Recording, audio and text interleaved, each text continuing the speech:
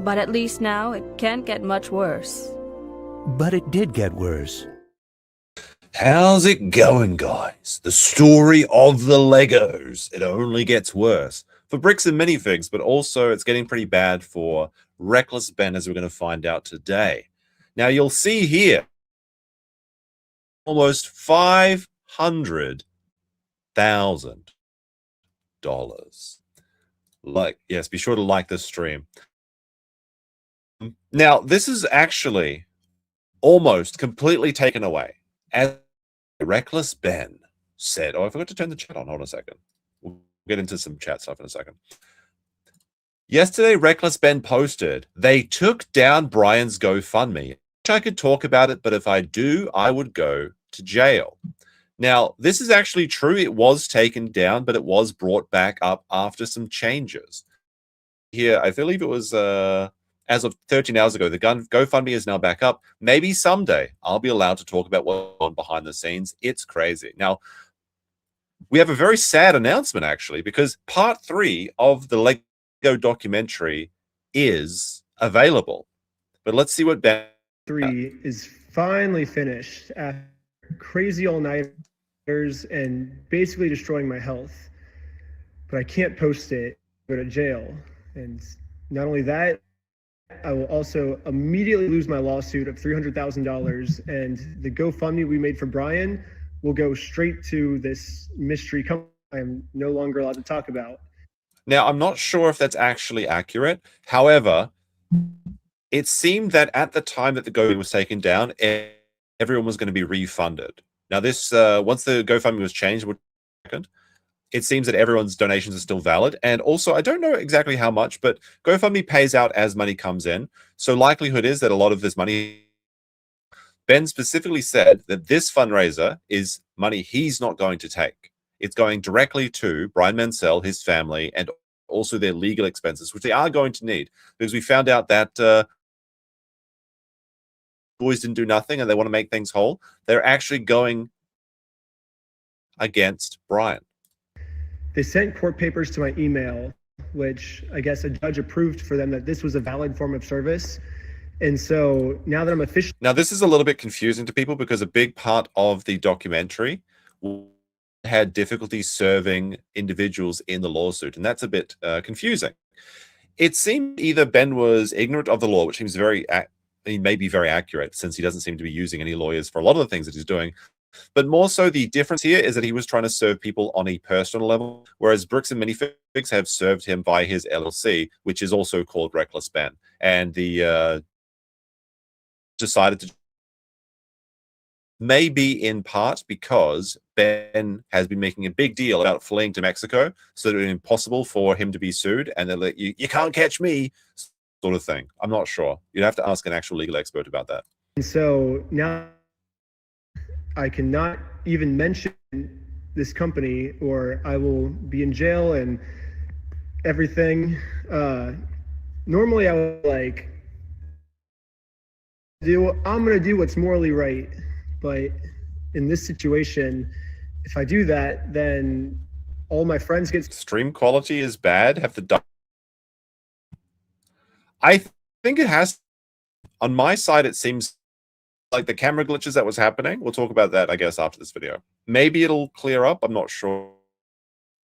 Turn off your torrent. I'm not torrenting anything. Oh, no.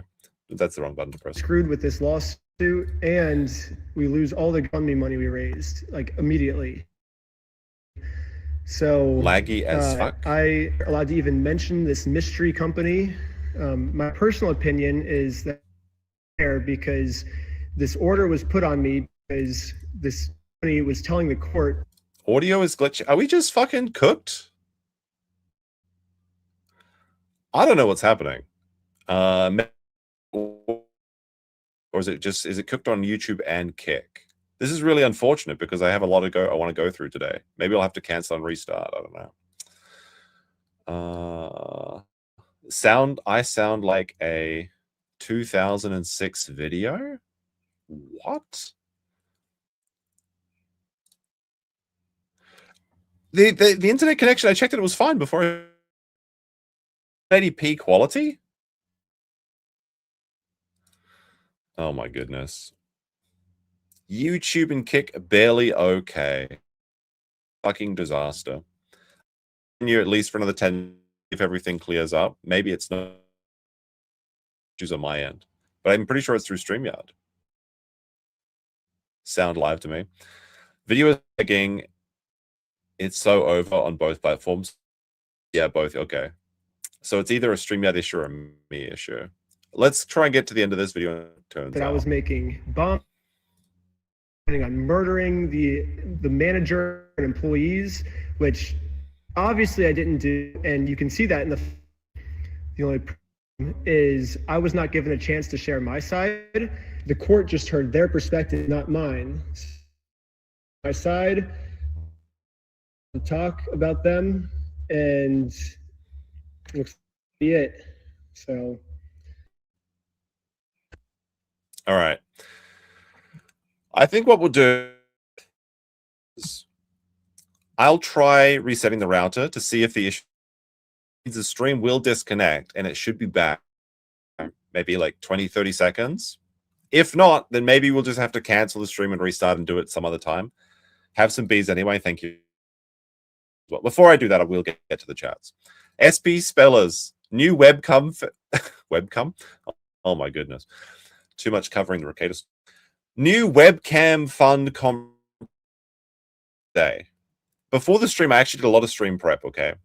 And I found out that dog shit piece of website because the camera was laggy when I tried to start the stream up. Then I changed the camera to the virtual camera and it's perfectly fine. So it's not my camera. It's not my connection. It is StreamYard for some reason. So the camera looks fine on my issue, on my side. I don't think that's what's causing these issues, but I am going to try and restart the stream. I'm just going to make sure I read these just in case. I'm going to try. Many come needed, not the one we deserve. It's very, very bad. All right, guys. I'm going to try and reset the things. I'll play a quick song, okay? I'll play a quick song so you have something to fucking look. What can we play? Because that should work even if I lose my connection, the song should still play because that's on StreamYard's side. So that actually be a good test. I apologize for these incredibly janky streams so far. We'll make a quick banner real quick. Reset to check. All right. We'll do it like this. All right. Play your tax-free up in just a second. Did you hear me? It is tax-free. My Zammies, my hookers, my super chats too. Hit that button, cause every single super chat I got it tax-free. Tax-free. Take out your pill bottles, shake your pills, because it's gonna be tax-free. Tax-free, tax-free. Tell your wiggers that we got it. Tax-free in my little tin shack. Cats flying in tornadoes. Gun flopping up and down, let's get the guns out. Gun, gun, gun, gun. Shake it around when it's tax-free. Wiggle, wiggle. Wiggle, wiggle. Wiggle, wiggle. Wiggle, wiggle. It's a tip, so it's tax-free. But wiggle.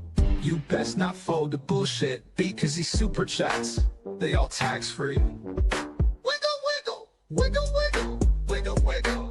Yo, faith, don't make me say it. Squeeze. Child support, faith, it's tax-free. Compass sneed, cause it's tax-free. That's right, bitch. Now kiss my Gucci hat, I said kiss it. It's authentic, bitch. It's time to gun out. Shake your gun like you mean it. Squeeze.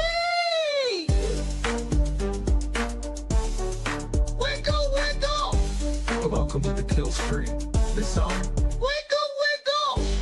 What you mean I'm drunk? I'm sober, bitch. Get the fuck out of here. Maybe one more. So take out your pill bottles and shake your pills, and wiggle, wiggle, wiggle, wiggle, wiggle, wiggle. Wiggle, wiggle. Wiggle, wiggle. Wiggle, wiggle. It's a tip, so it's tax-free. But wiggle. But wiggle. Wiggle, wiggle. Wiggle, wiggle. All right, I'm back. Is it still laggy now? Can we actually do the show?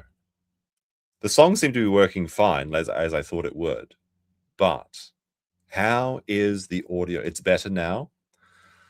I'm actually like, it's fixed. Fuck. That means it was my fault. That means everything is my fault. And I've been caught in 1080p. Well, not even 1080p, 720p. Apparently, it's all okay now. Wow, this is embarrassing for me. Seems less poo. Holy, it's fixed. Oh my goodness. EDW Raptors with a TED says, use code criminal at Dragon's Treasure to save 10% on your next tea purchase. Look, this is true. I don't deserve the Dragon's Treasure tea today because of all of my boomerang. So yes, go use, look, I'm saying it, go use code criminal today, but then next time use my code cope. Because I guess Sean it's another win for Sean. He can't keep fucking getting away with it, chat. Use code WEMCAP. That's right. You rat, you little rat, Sean. This is what an absolute disaster. But I guess the show must go on. Because I even got the notifications screwed up because I said the stream was going to go live tomorrow. So it's all just come tumbling down. Anyway, we'll just continue, shall we? Now, as I mentioned before the stream issues, Reckless Ben posted that GoFundMe was taken down, and it was. However, when it came back up, there's been some noticeable changes in the stream. You'll notice that there is actually no record or no mention of the Bricks and Minifigs stores in this description of their GoFundMe. It says, Bryan and his 83-year-old father spent the last decade building an incredible Lego Star Wars collection. Their shared passion resulted in 780 sets and more than 1,200 minifigures, with the hope that one day selling the collection could help pay for their grandchildren's college. Last year, Bryan co-signed the entire collection to a mystery company. So this is what they've replaced. This is what Ben is saying, is that he can't mention Bricks and Minifigs for any reason. And I think there's a few other mentions on it, but there is no Bricks and Minifigs here. Also, a little fun detail of this is that Tony Hawk gifted $900 on this, which is very fun as well. Now, if we go to this, you can... Oh, wait, where is it? Where is it? Here it is. BAM moves forward with the lawsuit against the Mansell family. So let's take a quick look. Now, this is in... We've already saw the complaint last time. Oh, my goodness, I can't even zoom it in. Whatever. It's so scuffed, and I just have to continue. Code cope. Yeah, I'm coping today. I'm actually seething and coping and sneezing today. In the 4th Judicial District Court in and for Utah County in the BAM franchising, but let's take a little quick look here, because it's BAM franchising plus Amon plus Matthew, and that's his brother, who's kind of, I think, been kind of a silent partner in all this, but it actually shows up later in the Coffeezilla documentary. But also Josh Johnson, Brandon Best, and Baker Bricks. Now, Bricks and Minifigs claim that they were severing ties with Josh and Brandon. However, they are still co-plaintiffs in this lawsuit, which is versus Benjamin, Reckless Ben, his LLC, and Bryan Mansell, and also that Asian guy, Victor Nguyen, and 15 John Does. You can see here that pursuant to Utah Code P4, this matter came on regularity before hearing before the court in the plaintiff's ex parte motion for alternative service motion, because again, Ben was trying to avoid court service by running down to Mexico. The court, having reviewed the motion and finding good cause, orders the following. The motion is hereby granted. The court finds and further orders as follow.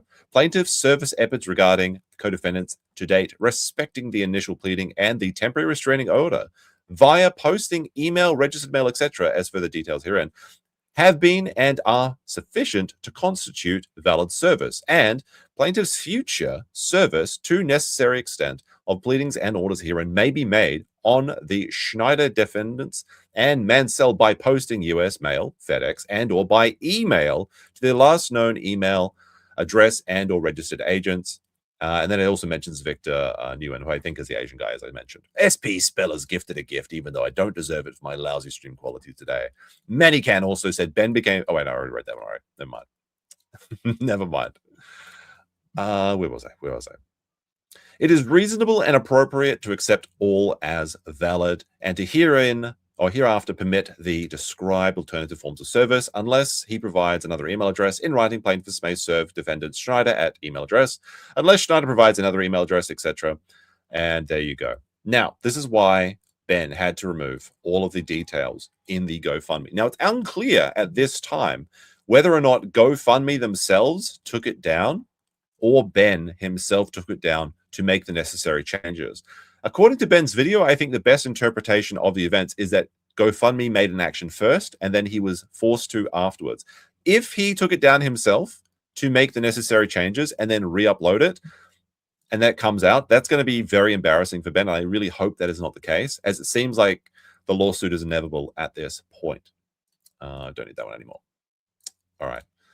Let me see where to next. Okay.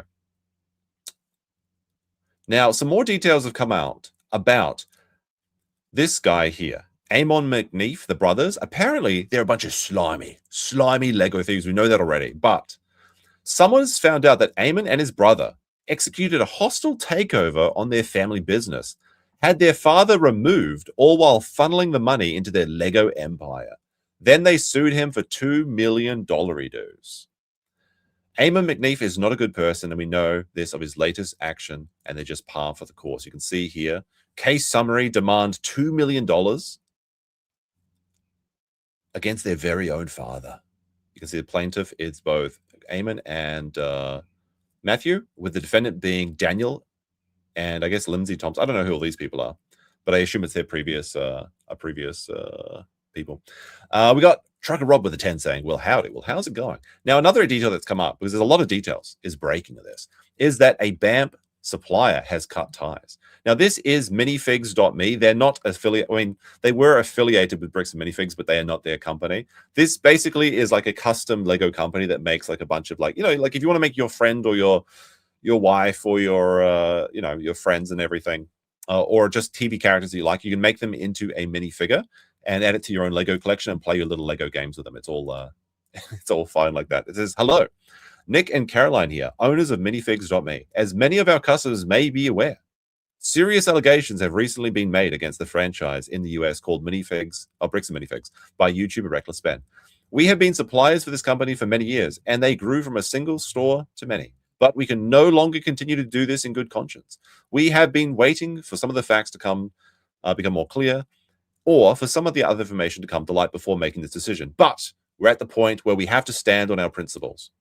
This is an extremely costly decision for us, and you got to pay respect to these people. Like when people actually stand up against a company like Bricks and Minifigs, putting their wallets on the line is something that a lot of people can't do. They'll just like bury their head in the sand, ignore all this, and go on and just say, you know what, that's somebody else's problem. But no, this little company, and a lot of their business, as I understand it, like maybe as much as the majority of their business. Like I've heard 80% or something. I'm not exactly sure. Maybe it says in this post. Maybe I can actually find out. I'm not sure.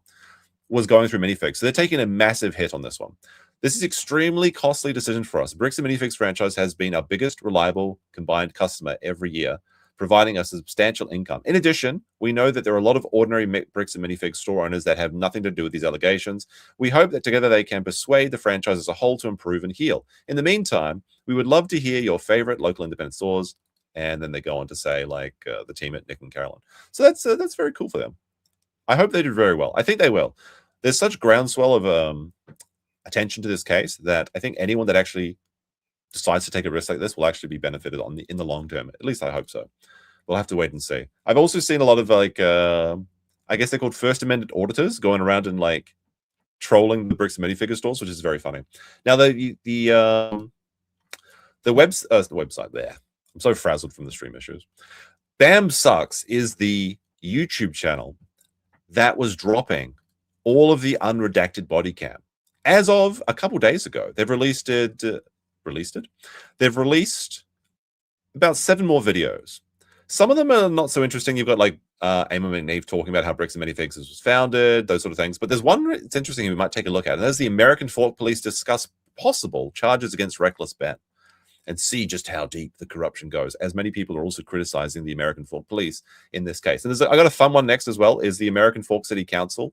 They're getting trolled IRL, asking about the corruption. All right, let's see this one first. This is by Bam Sucks. And this is a unredacted, I believe, recording of the police that they never wanted to come to light. So does that mean the guy doesn't have a car then?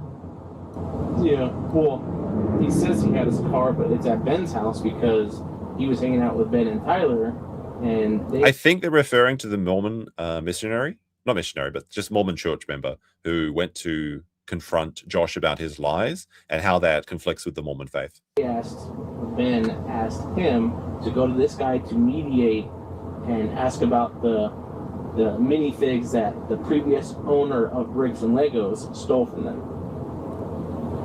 It's true, you can get like little Lego cats and stuff. You said a lot of words there. I have no idea what you're talking about. Go course them. So do we just need them to get on their way then? Or? So yesterday, these two and another guy, because of a YouTuber named Reckless Ben, is now coming after their business because they took over a business that somebody else had previously bought minifigs from him as part of the business and took over it, didn't pay him or whatever the case may be. Corporate took over the business because it went under. This guy bought it and now is the manager of it, owner of it. The last few days, these people have been showing up, harassing him at his house. So this is the narrative that the police are talking to each other about. This kid, the one that's still walking around somewhere. I mean, you'd like them to be at least fucking impartial, but of course that's never going to be the case. Says that Ben, who's in the backseat, sent him here to be a third party because they were all trespassed yesterday. I pulled these people over because I watched him try to get in this car, and then he walks away as soon as he sees me, and they pull out and get out of there. When I come up there, they're like, "Oh no, we don't even know the guy. We're just driving." Sacked a lot of them. Look, we all know what's going to happen here. They're all going to be put on leave with pay. That's what's going to happen. Around, I live relatively close. And then I told them, I was like, well, that guy tells me that you sent him there. Well, he's confused. I guess what's the goal? Right now, Can't we just have him pick his friend up? And I'm probably not tired of dealing with the police at this point. I'm not sure. yeah, I was gonna scare him a little bit and let him go. Is all I really was gonna do. Because I You're in think, the car. huh? How many are in the car? Two are in the car. One in the back seat, and then Tyler in the front seat, and wherever freaking this guy's hiding. Yeah, he never came out of 420 West, so. Yeah, he pulled in the cul-de-sac, and then this guy turned in, and I came down, and when I peeked around the corner, he was about to get in, then he turned around, saw me, and I walked away, and then they made a U-turn and came out. So are they trying to just pick him up and get out of here, or do we have charges, or are we just tired of them being annoying? I was going to try to link it to get Ben to say, like, because he said that Ben sent him. Yeah. So if I can get Ben to say, yeah, well, I did tell him to go over there and do that, then I have harassment charges on Ben. But also at the same time, I don't care that much. It's more just the fact that they're trying to be sneaky about it. So I'm hoping.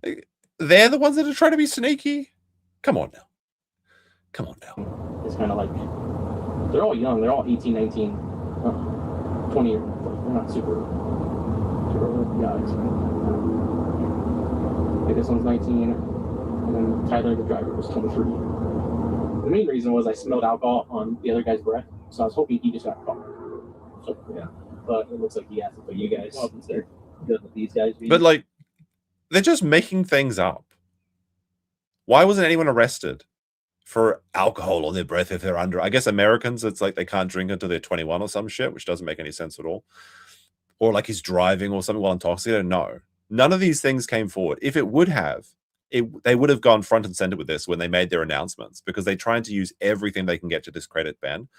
And the only thing that they really have is that he used a stock photo of a shoulder dislocation, which I think was pretty bad on Ben's part too. However, it doesn't disprove all of the corruption. It doesn't disprove all of the Lego going missing. It doesn't prove any of this. They're just looking for anything that they can find to make it seem like they're not the bad guys in this. Yeah, I think so. I didn't see anything Thursday with Tyler that I noticed. But that's why I asked Colton to check.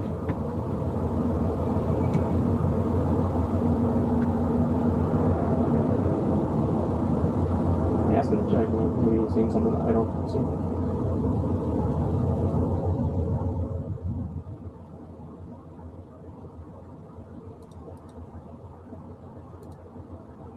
Yeah. Come on, police officers. I'm trying to use this to fix my stream. the case yesterday. Did you work yesterday or what? No, I just read it. You got any codes? Because our current Coffeezilla wrapped up where the Legos went. We're going to look at that in a second. Once we get through this preliminary stuff, we'll take a look at what Coffeezilla found. It's a pretty good investigation, and I don't know why anyone, like, with Coffeezilla, if he wants to talk to you, it's so funny because you have to talk to him, otherwise you look really bad. But if you talk to him, you can look really bad as well. They should have just shut up and not said anything, and they've just made it worse for themselves. The U-Haul thing in particular is fascinating in that when it gets to that part of the doco. harassment code we don't really have a harassment code in Utah. Ooh. Oh no. Just read. What did I just read? I read one when I was there. I don't know, chat. Did the stream quality get better? I've scuffed everything. The notifications were scuffed. The date was scuffed. The beginning was scuffed. And apparently it's all my fault. And I can't blame StreamYard. I've been caught just as much as the American Fort Police Department today.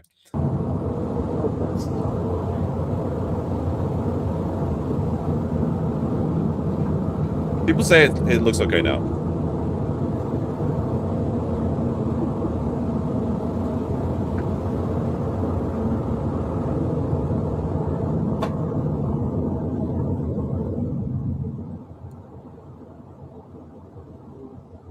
We do have an harassment code that's not good. Well, it's like that written or recorded threat. Yeah.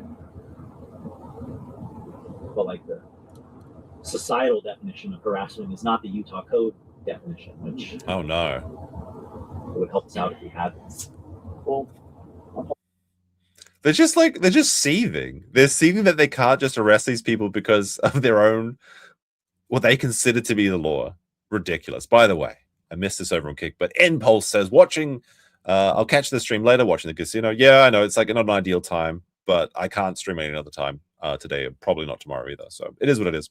we just want to get enough to go to that property then. Base replay watchers, enjoy us. Let me know. Stand up, be heard in the comments. We didn't have service, but Just put in the comments of the. like when I run my guy Christian Morgan, when I had dispatch do it or I had service do it, like when I run him, it shows up red trespass from this address. Yeah. Well, most people just put it in the comments of their name. We might have done that.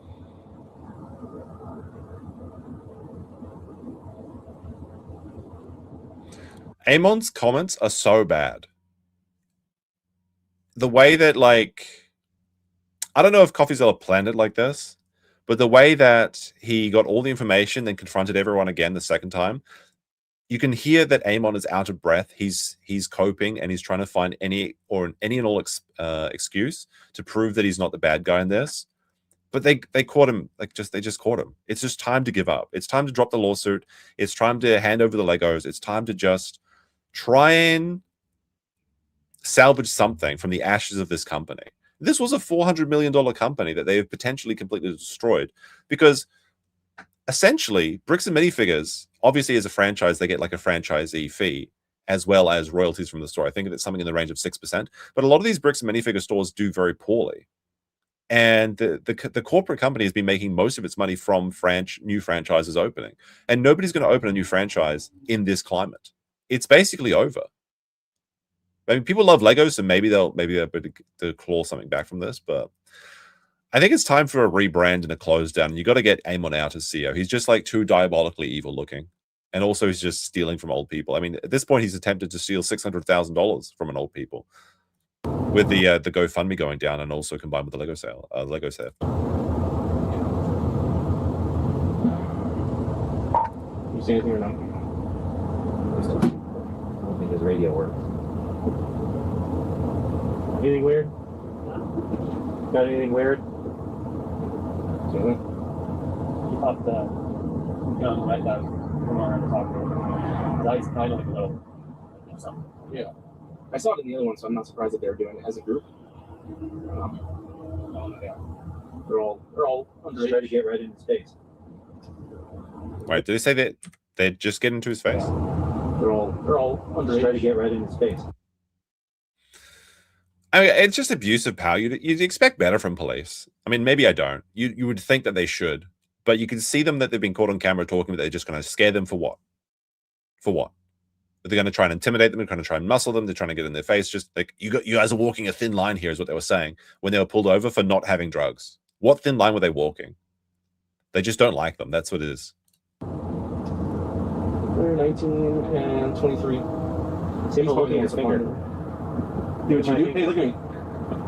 Yeah, we could ask him because you smelled it on the other guy, right? Yeah. So I mean, conjointly, if he's drinking, this guy's probably the one to purchase it for him.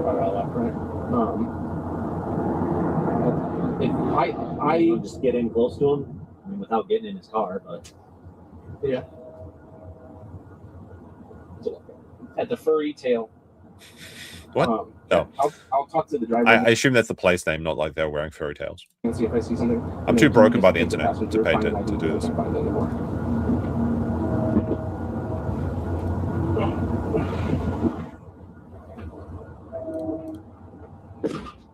All right, so that's that one. Now, the American Fork Police is getting pressed in the court, in the town hall meetings. This is from, I think it was the town hall meeting, or city council public hearing. I think the audio is a little bit scuffed on this one, but we'll cover this one first. Poor man, 1776, with a $5 says, the judge that issued the lawsuits is the same judge on the Charlie Kirk murder trial. Is this true? That's pretty funny. What a coincidence. Right. All right, let's go. When I reviewed the budget, I noticed that there was an increase of around $600,000, which is a 9% increase to our property taxes. Even though this increase is large, it is not large enough. Okay, so you've got the American Fork City, Utah property tax impact schedule fiscal year. They're trying to generate an additional almost $700,000 because they need those donut funds. For the upcoming civil lawsuits that our city is about to face because of the misconduct of our police department. Our police department in March went on a crusade against an individual, and he now has legal rights to sue the city. That is going to be our taxpayer dollars that are going to have to pay for that. It's kind of funny though that like just so happens that the money that they try to seize between Bryan and the GoFundMe is almost equal to the same amount of money. I know it's not connected. It's just a crazy coincidence. That is very funny though. The police. The Lego tax, yes, that's what it is. Then went on and on video release and lied to the public. Oh, that's not good. That's not good. Now, I think the biggest crime that the police actually committed here was having terrible audio on their YouTube video. I mean, I guess I can't really judge them today because I've had such a scuffed beginning to this stream. But, you know, what's the cope words? It is what it is. He stated that the individual did not complete a traffic stop. Did not complete a stop sign, complete stop. But when reviewing the video evidence, they did. There's like a cop in the back here. He's just like, shit. He said that when this individual was trying to serve court papers, which is his civil right, that when the police... Now, some people have been telling me, this is the chick that's recording it. She just decided to flip the camera back. Some people have been telling me that the police have a duty to serve civil papers. I'm not sure if that's true. Can anyone confirm that? Because when we were watching part 2 of the Reckless Ben documentary, one of the police officers says, "I can serve that for you," but he doesn't actually do the serving. Some people were saying that he's obligated to do that. I don't think that's the case. I think it's very rude, obviously, that he said he was going to do it, then he didn't do it. But I don't think it depends on the state. Apparently, yes, a duty. Apparently, no, not in Utah, which may be some of the confusion that's over here. It seems weird for me that you can just compel police to serve papers for you.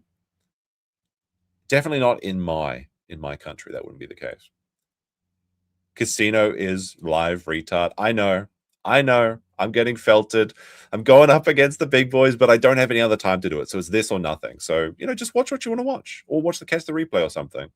But thank you. I know what it's like. Through the court papers, they said that they had already served, which was a lie. I assume there's some people that are interested in Lego and not in the quartering today. Although I do want to cover the quartering again at some point. It's just I needed to take a break from it. They had not been. The police went on. The police swatted this individual, arresting 5 people without any arrest warrants. Yeah, that was a big thing that I noticed as well. It's like this is an arrest for it's a warrant for a search of the property, not to arrest all of the individuals. And then took 4 of them, who they did not even know the identity of, into custody. One of them being a minor, which they pointed a gun. Now, the miner that was actually there, I believe that was the son of the Airbnb owner. And the Airbnb owner is a complete rat because he was like giving up this information to these cops that he's friends with because they did hydro together. And like when people's like, is a hydro like drugs or something? No, what they mean is I think they mean like the hydro dipping of decals of their Desert Eagles or various firearms because they mentioned he had a Deagle or something. This is unacceptable conduct of the police department. When Paul took office, he said, I am extremely committed to ensuring our community members are proud of their police department and their officers. I am not proud of my police department officers. In fact, seeing this conduct, I am in fear of standing here, with seeing if there's any retribution they might bring on me. Because that is what they did to this individual. And if they're willing to do that to them, they are willing to do that to me, to anyone else who raises their voice. Thank you. Okay. Okay. Thank you, lady. We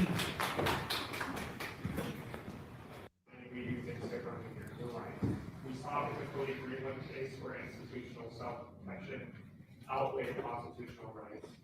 We see it here today as they have weaponized the public records and doing narratives and show themselves to scrutiny. When rights are violated, This is probably the first time they've ever had a woo in their city offices, I imagine. trust is broken. I think of the wise words on his grandson said, our thoughts, our prayers can't bring back what's no longer there. The silent are. All right, is that the end of it, or are they continuing to talk more about the Legos? It is time for this council to do something different. I want to hear what I want to see what the city council says in response. Hope Alex Stein shows up. I can only imagine that there are going to be swarms of people that are going to Bricks and Minifigs at the moment, as well as Utah in particular, to try and get their little bit of a giggles in, as was always the case. There was a story I saw about true crime podcasters being arrested outside of a crime scene I wanted to look into, but I haven't been able to read. I've been really busy this week, which I'm trying to catch up with this stream here, even though it's like everything's fucking scuffed. Responsibility to fix this department. Our rights are not optional, and the status quo is no longer acceptable. Thank you. I think the lady recording this is the one that's going woo. I wish you would shut up. Refers to the man in the suit back there. And last month, a man investigation of the company was swatted by American Police Department over accusations of theft. The company in question was accused of failing to uphold contract with the client, in which their $100,000 allegedly worth of collectibles were failed to be paid back upon distribution. The investigator of this efforts, which they stated were to see the collectibles either returned or the money paid for. Have I heard about the lawsuit between Amon, his brother Matt, and their dad? Yeah, briefly, we covered this a little bit a couple minutes ago. But yes, Amon, the evil CEO of Bricks and Minifigs, and his brother sued their father for control of their company, which they then, I guess, put into their Lego company for a sum of about $2 million, yes. Were met with efforts from the police department to do the opposite of that. I wish to make clear that this is not an accusation of prejudice, but rather an observation into the behavior of the officers involved. Upon the investigators' arrival to have a conversation with the company manager, as is required before civil suit, they were stopped by officers. On drive home from work, the investigator was pulled over and singled out like the man over there mentioned. Shortly after being informed that the court case and the legal process being used were real, the officers proceeded to arrest the investigator. Upon attempted delivery of court papers by an official, they were also stopped 3 separate times by the American. All right. It seems like this person just is the same thing as the first person. However, it doesn't seem there's any response from the city council, which is kind of what I wanted to say. So I guess we'll just move into the other stuff. Now we have here I found the missing Legos by Coffeezilla. I'm going to like the video because I've actually watched this while I was setting up. Unfortunately, my setup didn't matter because everything was sucked when I began. I'm actually seething, chat. I'm trying to hide the pain, but it's not working. All right, so let's see what Coffeezilla found out. Like on the video, if you would be so kind. This is actually pretty fascinating though, because like part of the questions that I had were answered completely by Coffeezilla here, specifically in the point of how much of the Lego was sold, what was its actual value, And it doesn't really matter because it turns out that the Lego set was like the high value was like $200,000. That's kind of just like a branding thing. Whereas the actual value seems to be somewhere closer to 100,000. This man is still out about approximately $80,000. But there's actually a few other sneaky details in here. Because one, I'll get to it when it gets to the point of the video. But there's this other guy, M&R Productions. And this is one of the people that Coffeezilla reached out to. And he's been covering this Lego case. But he didn't mention that he had $15,000 worth of this collection already, which seems like a pretty big detail. I probably would have mentioned that if you're going to be covering this story. But I will see what Coffee says. Okay.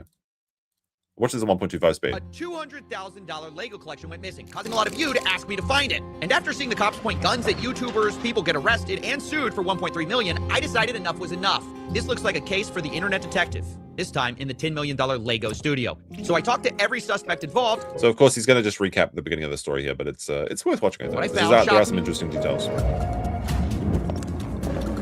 All right, we'll skip over here. We'll skip over his cool little intro. It's very nice, but it's just not really important. He goes, let's give some background. A massive Star Wars collection was put on consignment at a Lego store called Bricks and Minifigs in Salem, Oregon. Consignment just means the owner, Bryan Mansell, gave it to a store to sell, and he was supposed to get a cut when it sold. The entire time, he maintained ownership of the collection, and a social media post estimated it to be worth about $200,000. Now this, I think it's fair to say this. Some people say, well, no, it's actually it's only worth $100,000. It's like Legos is one of those things that can sell for apparently like quite a lot over its retail value, especially these discontinued figures. And they're also Star Wars. You have to imagine that too. Star Wars people will pay for anything to get their shit, to get their fix. But that's not what's important. It doesn't matter if it was $50,000. It doesn't matter if it was $200,000. It doesn't matter if it was a couple $1,000s. This man's Lego set was stolen, and it's his property. It belongs to him. It's just. It sounds better to say $200,000. That's the thing, though. It's like a branding thing. You know, it's like a clickbaity thing, but it doesn't matter if someone's property was taken. But then on November 14th, 2024, everything went wrong. This was the night that Crystal and Ben Gorman, the prior franchise owners of... Now, also, some people really want to criticize the Gorman family, and I believe this is Crystal Law at the time that this takeover. She obviously changed her name to thing. Yes, I'll put the facts out there. Yes, they are cringe. Yes, they have a poster that says this tank kills fascists or something in the background. Not important, okay? This isn't a political issue. Now, Crystal may have been guilty of some, let's say, sloppy bookkeeping. But one of the questions that we talked about the last time we covered this was the potential for her being an additional Lego thief. We know that Bricks and Minifigs, either through corporate or via Ben/Brandon, stole sets that were in the store based on the photos that were there when she left the store. So there's no way she could have taken these because the keys were removed. But the question remained, did she have some of Ben's money that she did not return? The Salem store got kicked out by this guy.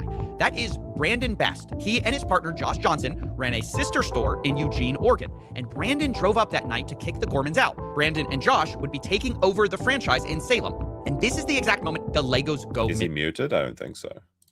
As that store is getting handed over, the question is Bryan's collection in it? Here's what the official Bricks and Minifigs press release reads. Quote, after taking over the store, we discovered a small number of sets valued between $2,000 to $5,000 that could be possibly related to Mr. Mansell's collection. But there's a problem here. There should be over 10 times that amount in this store, given their internal records and what we know the estimated value of this collection was. It's kind of funny, though, like in the context of the video where they were trying to see what the valuation Bricks and Minifigs would give you if they brought in random, like very valuable pieces of Lego. Because essentially they would give you like 5 to 10%, which is about what they're valuing this $200,000 set at. I'm going to continue to call it that, but it doesn't matter. So if corporate's saying there was only $2,000 to $5,000 in the store, something happened to these Legos. But what? In order to solve this case, let's think about the suspects. First, who was there that night of the handover? It's only 3 people. Crystal and Ben Gorman, the former franchise owners, and Brandon Best, one of the new owners. These are our 3 biggest suspects, but they aren't the only ones. I want to address a few other suspects at the very start here. First of all, maybe this is just all the result of, plain old thieves breaking in. What about that possibility? There was actual thieves in this location, but this happened before the Star Wars set came into their possession. That's one of the reasons that they talked about. I think actually Amon, the CEO, pointed this out. Is he was trying to say that there was like thefts going on at the store, so that's possibly one of the options. But none of the thefts occurred during the consignment of the Lego set, and after the thefts happened, in the first place, the store increased their security, and that's why they had some of the Lego sets was like locked up in the back essentially. Hi, I am Chris. I was the previous. Also, I don't. It's not important to the story, but Polycule question mark? Who's this chick in the background? Franchise owner who did she just want to talk to Coffeezilla? I don't know who this is, but like again, it's not important to the story, but it's a bit of an odd thing to have. Signed the collection agreement with Bryan Mansell. And I'm Benjamin Gorman. I am the silent partner who's really bad. Probably at their being kid. I don't think so. We did have a couple of break-ins at the store. None of Bryan's collections were in the police report or stolen during those. Okay, so the Gormans say that's their daughter, is it? I mean, if it's their daughter, I apologize, but I don't think so. She looks like their daughter, but I'd agree. But I think that's because she's got like the amount of tears. It's Crystal's. All right. Apparently, it's Crystal's daughter, and I take back everything that I said. Okay. emphatically it wasn't thieves. But if that's the case, what about the guy who was arrested? I mentioned at the beginning of this video, Reckless Ben. This is the YouTuber who started it all. With a documentary, I tracked down the thief who stole $200,000 of Lego. Maybe it's the perfect crime. Make a video tracking yourself. Now, for our theory, it's worth noting Ben is currently facing a RICO lawsuit by Bricks and Minifigs. He was even targeted with a search warrant for stolen Legos. Included in the warrant are Legos. The owner reported overhearing conversations about... Bless Coffeezilla for boosting the audio on this video, by the way. ...possible stolen Legos. And on top of that, Reckless Ben was even accused of stealing the Legos by the current franchise owner. I stole the Legos? What do you think of the theory that it was Reckless Ben? He stole the Legos. It's absurd. We didn't even know Reckless Ben. He had no interaction, no relation to us, no relation to the store. That doesn't hold anyone. Okay, I'm going to be honest. Apologies to the genius cops in Utah who play different. We play differently here. But I don't believe that Reckless Ben stole the Lego, mostly because he couldn't. He just wasn't there that night. And Ben is going to jail for a long time. Did a good thing, but broke laws. They could put him in jail. I mean, that's if he returns to actually take part in the lawsuit. He's been served. Like, they can go after his company, his LLC in America. If he remains in Mexico, it's going to be tricky for them to find him. I think that, like, Ben's going to try and stay out of the country for as long as he can so that he can hope that this all gets resolved because the public is so invested in seeing Bricks and Minifigs suffer. I don't even think he knew about these Legos, but who does Ben suspect is holding the Legos since he did this whole documentary series? The guy who runs the entire company, Ammon McNeff, he personally came out to Mexico. That was a joke. I actually mentioned that as well. But he definitely went to Mexico, but I think it was just for a slackline competition, right? To us. So what's going on? So you guys are holding some of our Legos? No, we're not. You're not? No. Is that a lie? No. That's a lie. You did take the Legos. No. So we have our attorneys have visited, but like again, so who's Bryan Mansell. Okay, and who is that? He's a guy who had like $200,000 worth of Legos in your guys' store. Nope. Never happened. My name is Ammon McNeff. I am the CEO of the... He's got to shave them up. Like, this has got to be part of the settlement offer, is that he shaves his mustache. It's ridiculous. Bricks and Minifigs brand. So my name's Matt McNeff. I'm the COO of Bricks and Minifigs. Now, this is the brother. And I think this is the first time he's ever been shown on camera, at least in the videos that I've seen about this. And I've watched quite a few of them. Again, these two McNeef brothers, they're the ones that sued their father for $2 million dues so that they could start their Lego franchise empire. The people you just saw are the McNeff brothers. They agreed to speak with me to try to clear their name. I asked them, do they have the Legos? What I can tell you is that we don't have it. We've never had access to them. It seems to kind of go missing. Parts of it seem to go missing on November 14th. Well, and I guess that, no, not at all. By the way, notice the way that Amon is speaking. Like, he starts off the interview like fairly calm and confident. Well, maybe confident is not the right word. But as he goes through and Coffeezilla starts to press him on certain details, particularly the set numbers and also the U-Haul, which is it's a big fucking detail that, again, I haven't heard about until until Coffee like brought this out. He starts to really sound like he's out of breath. He's looking down. He's looking at his notes. He's like trying to find any way he can push the blame away from his company onto either Ben himself or to Crystal, the previous franchisee owner. And I think I was arguing with someone yesterday about this. And yeah, there's a lot of sus behavior in Crystal's past. Not Crystal's past as in like the early stuff that's going to come up. It was like, apparently she was shoplifting once when she was 19 or something. I don't give a shit about that. But there was some very shifty stuff with the franchise agreement, specifically with Bricks and Minifigs. And then what happened is that she was late on her franchisee fees. Now, according to her side of the story, which is in her complaint, in her lawsuit filed in March against Bricks and Minifigs, She claims that Bricks and Minifigs prevented her from being able to do business correctly, specifically by not handing over the ability to use the corporate bank account for that store, because she was a previous employee of this store before she became the franchisee owner. And this made her being late in rent payments and also franchisee fees. Now, she claims that she was able to negotiate with Bricks and Minifigs to make a franchise fee repayment plan, which was accepted by corporate. However, then corporate would use these late fees as part of their reason for their hostile takeover. I'm going to say, like that is not accurate at all. Because so you think that the collection was in the store at the time or elsewhere? Elsewhere. When you look at Mansell's own words, this is like a crazy statement to make, just based off the photos that are in the part 1, very early on in the Reckless Ben documentary, where there clearly is photos of the Lego set, which is marked with these yellow. I believe the yellow dot is that marks them as consigned inventory. But you can clearly see that they're in the store on that night when it's Brandon, right? Brandon Best is taking over with Kai on the phone. Insane statement to make, knowing that exists. Even if you want to put some of the blame onto Crystal, you have to at least acknowledge that there were these sets when you took over. So who took them? That he reiterated to a podcast. Also, I'll point out, I'll go back in a sec. I'll go back 5 seconds so that we can get the whole statement there. But I want to point out as well that it's not like these are just some random franchisee owners. Brandon Best, Joshua. What's Joshua's name? Last one? I forget Joshua's last name. But Joshua and Amon were directly working together when they were missionaries in the Mormon church. They're close friends. He says this on the phone, and they have a past which goes back decades. It's not like just some random guy. He's sweeping for his boys is what he's doing, but he's caught in a really tricky place because the entire company is potentially going to be destroyed by this. And he can't blame it on the actual culprits who seem to be the real evil characters in this case, which is Brandon and Joshua.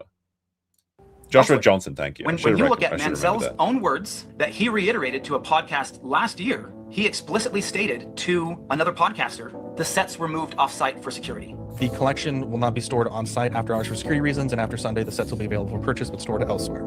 Now, one thing that's been a big subject of the Bricks and Minifigs kind of story is, hey, there are these off-site locations. Can you address what that is? Is that true? So the offsite location and the letter that that corporate is referring to is the original press release that we released when we were launching the collection. In that press release, because we had previous break-ins, I specifically included the location that after this weekend, those Legos would be stored offsite to deter any future thefts. They were briefly stored offsite after that launch weekend while I bought safes for the back room, and then they were moved back into the store. Okay, so for most of the time, the sets were in the store after y'all got the safes in. Yeah, exactly. Yeah. Okay, so Ammon McNeff suspects that a lot of the Legos weren't there that night. And then on the other hand, we just heard from Crystal and Ben Gorman explaining the offsite story, saying that later they no longer use those offsite locations. But what do we really know? Who are Brandon and Joshua? So Brandon and Joshua are both corporate employees. Brandon was the man that's on the camera taking over the store in the ring footage, which shows Crystal being evicted from the location. And Joshua is also another franchisee owner, but specifically, they were working for corporate at first, then they bought these franchises. And I believe they run like 2 or 3 stores. And it seems like that they were using this location, the Crystal location, to enrich their own stores by taking the stuff off-site in a U-Haul truck. This is what I get from this video, is that they basically, Brandon and Joshua, stole the Legos from the Salem location, moved them to their own locations as they were franchisee owners, as well as being members of the corporate company. And then they sold them at those locations. So I guess that would be an unjust enrichment is what people call it. About the Gormans. They are the former franchise owners after all. I mean, shouldn't we be suspicious of everyone? They're one of our key suspects. They were there the night we lost Bryan's collection. They were the creators of the consignment deal after all. And one group in particular is pointing their finger at them very hard. It's the McNeffs, who say they were behind on payments. We started getting calls from the landlord letting us know that Crystal was behind on the lease payments. Now, again, the lease payments for the store, well, I guess wouldn't it be rent? Yeah, same difference, right? Again, Crystal's side of the story, and I'm sure Coffee's about to mention this as well, is that she was unable to pay for the first 2 months because she did not have access to the store's bank accounts. Allegedly, she worked this out with corporate and with the landlord holder, and there was no problem going forward after this. But they bring this up over and over again to talk about why they took over the store, which doesn't really make sense because they had no interest in taking over the store until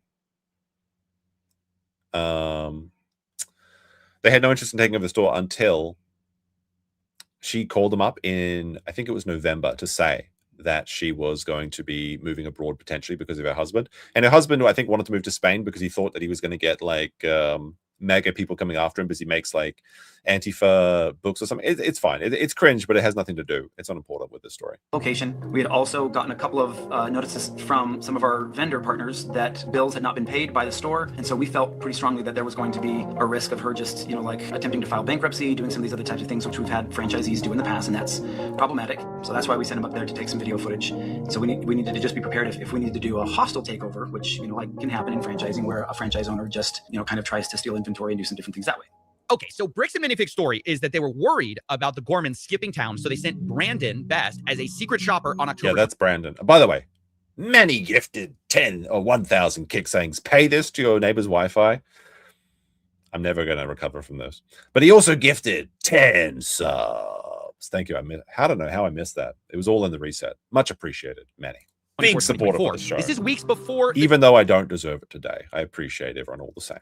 Takeover. Brandon takes a video of the store condition in preparation for this handover, but at this point, Brandon does not announce himself to Crystal Gorman. Later, though, on November 14th, once again, the same concern about the Gorman stealing or theft was expressed by the McNeffs. Brandon was trying to make sure that they weren't taking things from the store, and so he was kind of trying to make sure that she wasn't putting things, like hiding things in the back, and that and while he was watching that. You can see that she's carrying, this is all that she's taking out of the store. I would have really, I think that Crystal should have released the entire footage of the hour or so of the takeover. Now, maybe she didn't because there was private information or something like that, but it's just all these questions were asked because they were kind of not showing all the information that they could have from the very outset of this, which is very frustrating as an impartial observer or a third-party observer. But you can clearly see when she's walking out here, she does not have the Legos with her. She just has her rainbow bag with, I guess, her personal effects and things like that. He was kind of trying to make sure that she wasn't putting things, like hiding things in the back, and that and while he was watching that, trying to make sure Ben wasn't grabbing stuff from the store and moving it or doing anything along those lines. Because he just got a weird feeling about the whole transition. She took at least one, if not more than one, cartfuls of things out to her car with her coat draped over it. So yeah, the McNeffs say, look, well, that's just they don't his stuff, trust though. The Gormans, and they explained it, And let's say Crystal did steal as much Legos as she could get her hands on in that bag. That's going to amount to perhaps 3 or 4 sets, which is not like she should be able to do that. But where are the rest of the Legos if she is a thief? I mean, they can maybe make people believe that she's also a thief, but they can't exonerate themselves with this information, considering the sheer massive scale of these sets. Even further, they said, hey, there's some issues in her past. She apparently has a retail theft and other criminal arrests on her record. Again, this is just poisoning the well. I think this was she did some shoplifting or something when she was 19, 20 years ago. We were not aware. When was that? I don't know. This has been brought out by several people online now. Now look, that's a huge accusation to bring up, and so obviously I wanted to talk to the Gormans about it. They're like, she has a history of some type of burglary, theft. Oh my God. Wow. Wow. Yeah, that's what they're saying. Wow. Yeah. Oh. Well, yes. Well, you know about this. Explain. Yeah, when I was 19 years old. How long ago is that? I am 45 now. So this was in 1999. Something that happened 25 years ago, has no reflection and no bearing on. Yeah, it's not even that they're just the hand wringing. Yes, of course. They actually knew about her past from the beginning. They're so fucking slimy. This Amon. I was like, I don't know, somebody on the internet found out that she did some shoplifting in the past. It's it actually comes out that they knew about all this from the very beginning. And this is this is a reoccurring theme in this, is that Bricks and Minifigs knew everything from the beginning. I think they've even got the Lego manifest on their company records from September. And remember, the takeover happened, I believe, in November, late November. What happened in the last 2 years, my management of the store, what happened the night corporate seized the store. Yes, there's a dog in the background. Deflection. And It's a good it boy. infuriates me. You're going to try to publicly embarrass and shame me for somebody that was manipulated by local police departments when she was pregnant and 19 years old. Fuck you. That's my response to that. I am so sorry. You're going to have to blur and cut a lot of this, but that pisses me off. I own what I have done. I own the mistakes that I have made. You cannot The dogs are having a little bit of an argument in the background. It's very distracting. intimidate They're cute. and bully me into backing down when I know that legally and morally I am in the right and I have the evidence to back it up. Wow, this is getting kind of nasty and personal at this point, and I just wanted to give people kind of their side. But at every turn, I hope you understand, I'm getting contradictory stories, down to if the McNeffs knew about her history in the first place. Like they're bringing up something that I told them about. Wait, you told them? Told them. They asked me. They said they had no idea. They said if we knew, we would have never hired her. Because we would not have hired her had we known this. I told them I had a record from when I was 18. There was a family issue that, and didn't go into all of the details, but they were like, that's so long ago. We're going to hire you based on who you are now. Okay, I'm just going to leave it there. You guys.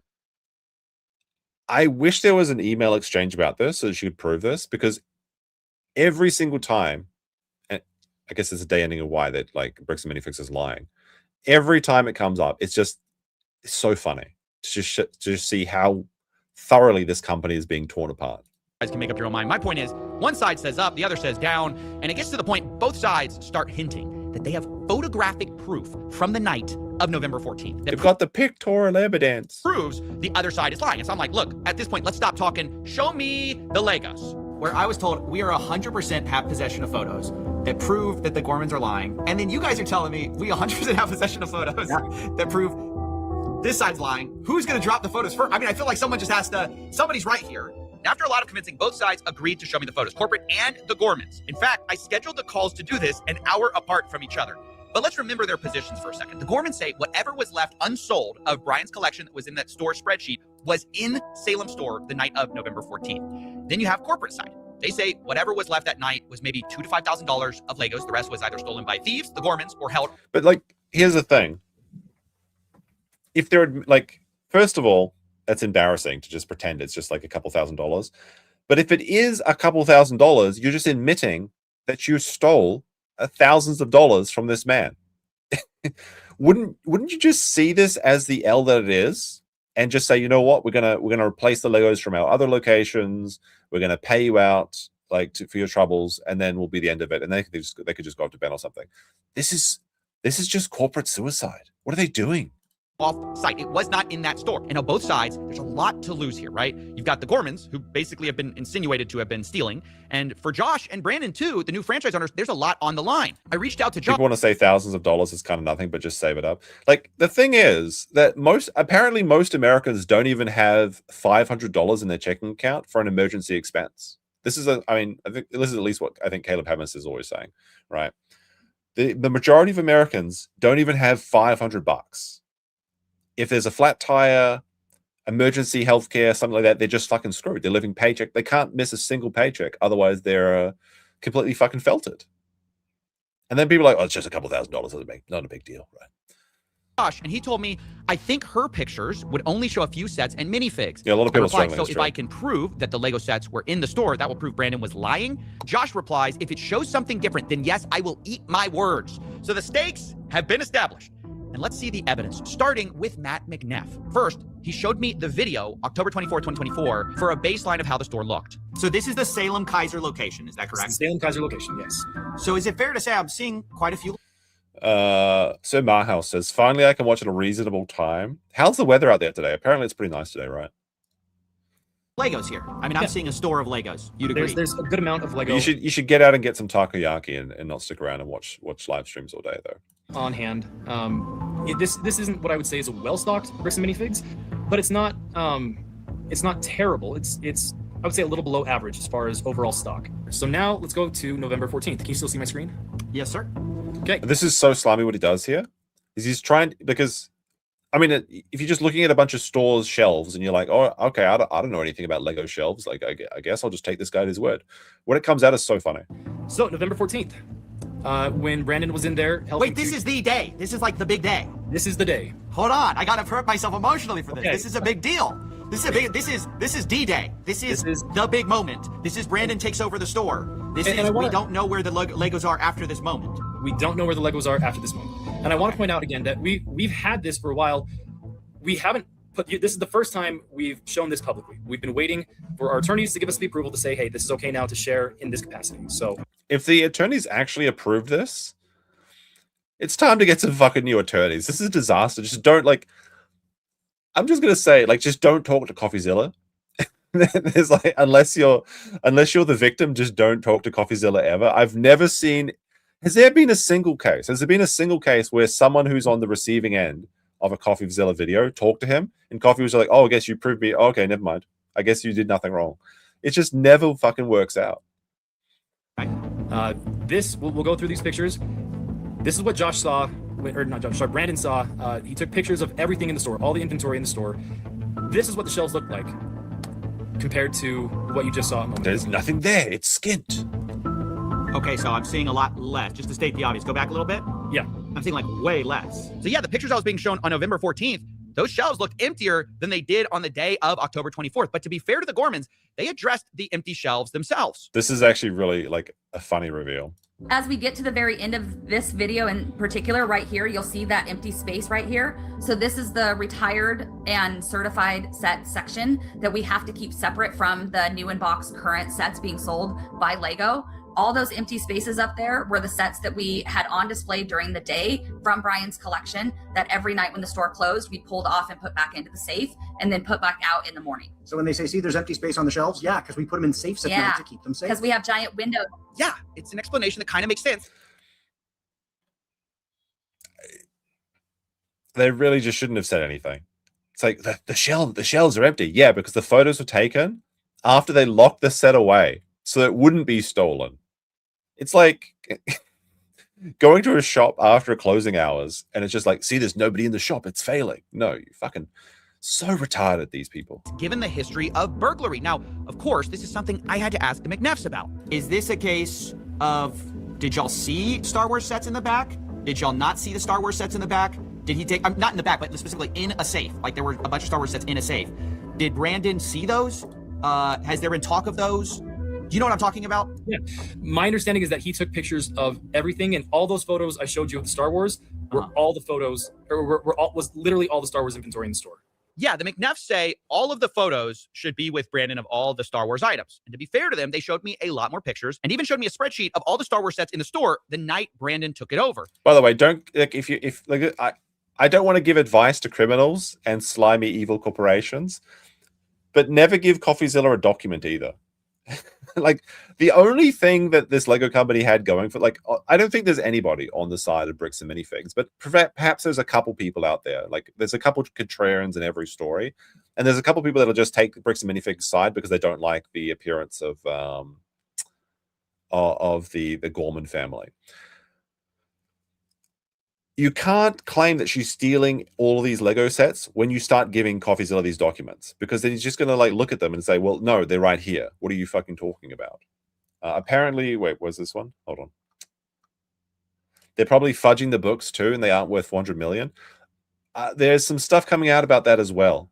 But it's kind of early days for that. It does seem that there's a lot of mysterious things going on with this bricks and minifigure company.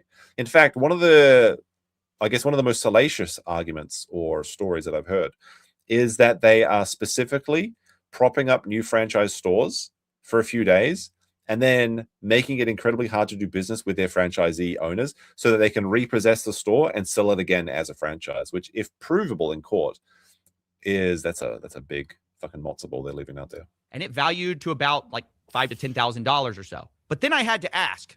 Sorry, here's another kind of set. Okay. Do you think y'all have all of these?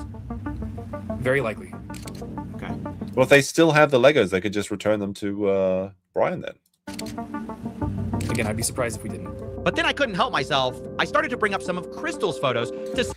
I really want both of the lawsuits to go through even though it's probably like obviously it's not in Ben's or Bryan's interest to have to deal with a lengthy lawsuit for years and years and years, because that's what's going to happen. It's going to take fucking forever for any of this information to go through. So hopefully Bricks and Minifigures will realize that they're just screwed and like settle. And also, I don't know. Is there any way they can recover from this? I really don't think so. Their reputation is tarnished. They would need to restore all of the Legos, pay out a substantial fee to both Bryan and Crystal for their troubles, and then they would have to have Amon step down as a CEO, even though like, and again, like he's probably still like a majority shareholder or some shit, so he shouldn't deserve to get anything. But I think like if I'm thinking from like a logical strategy sort of point of view, that's what you could try doing. But I just think the names of Bricks and Minifigs will be tarnished forever at this point. But like, yeah, I do want to see the discovery. It's going to be fucking amazing if it actually goes through in both the Crystal lawsuit and the one versus Ben. See if they matched up. Have you seen this before? Not that I recall. So, do you see that? Yep. So do you see it's in like some kind of like a safe thing? I don't know if you can see the sides there. Looks like a bookshelf to me, but sure. Okay, sure, yeah. So I think the important thing is making sure that all of these are in the inventory for Mansell. Sure, that's cool. 75041? Yep. Vulture Droid. 75169. 169 I'm not seeing, so there may be, okay. So there's one that is not on our list. Let's try this. 10240? Okay, nope, not seeing that one either. What about 9493? I don't see that one either. So maybe those were locked at the time, and Brandon did not get those pictures. All right, that's kind of a problem because the Gormans had over 200 photos of this store. I definitely knew looking at these photos, there's a lot more Legos in the Gormans photos, by quite a lot that Brandon's photos just didn't show. But corporate didn't really see it that way. But still, in the grand scheme of things, we're not talking, again, 10 times the amount of sets here. But like, it doesn't matter. It's like, well, you know, to be fair, maybe we only stole $10,000 instead of $100,000. Excuse me? No. Shut the fuck up.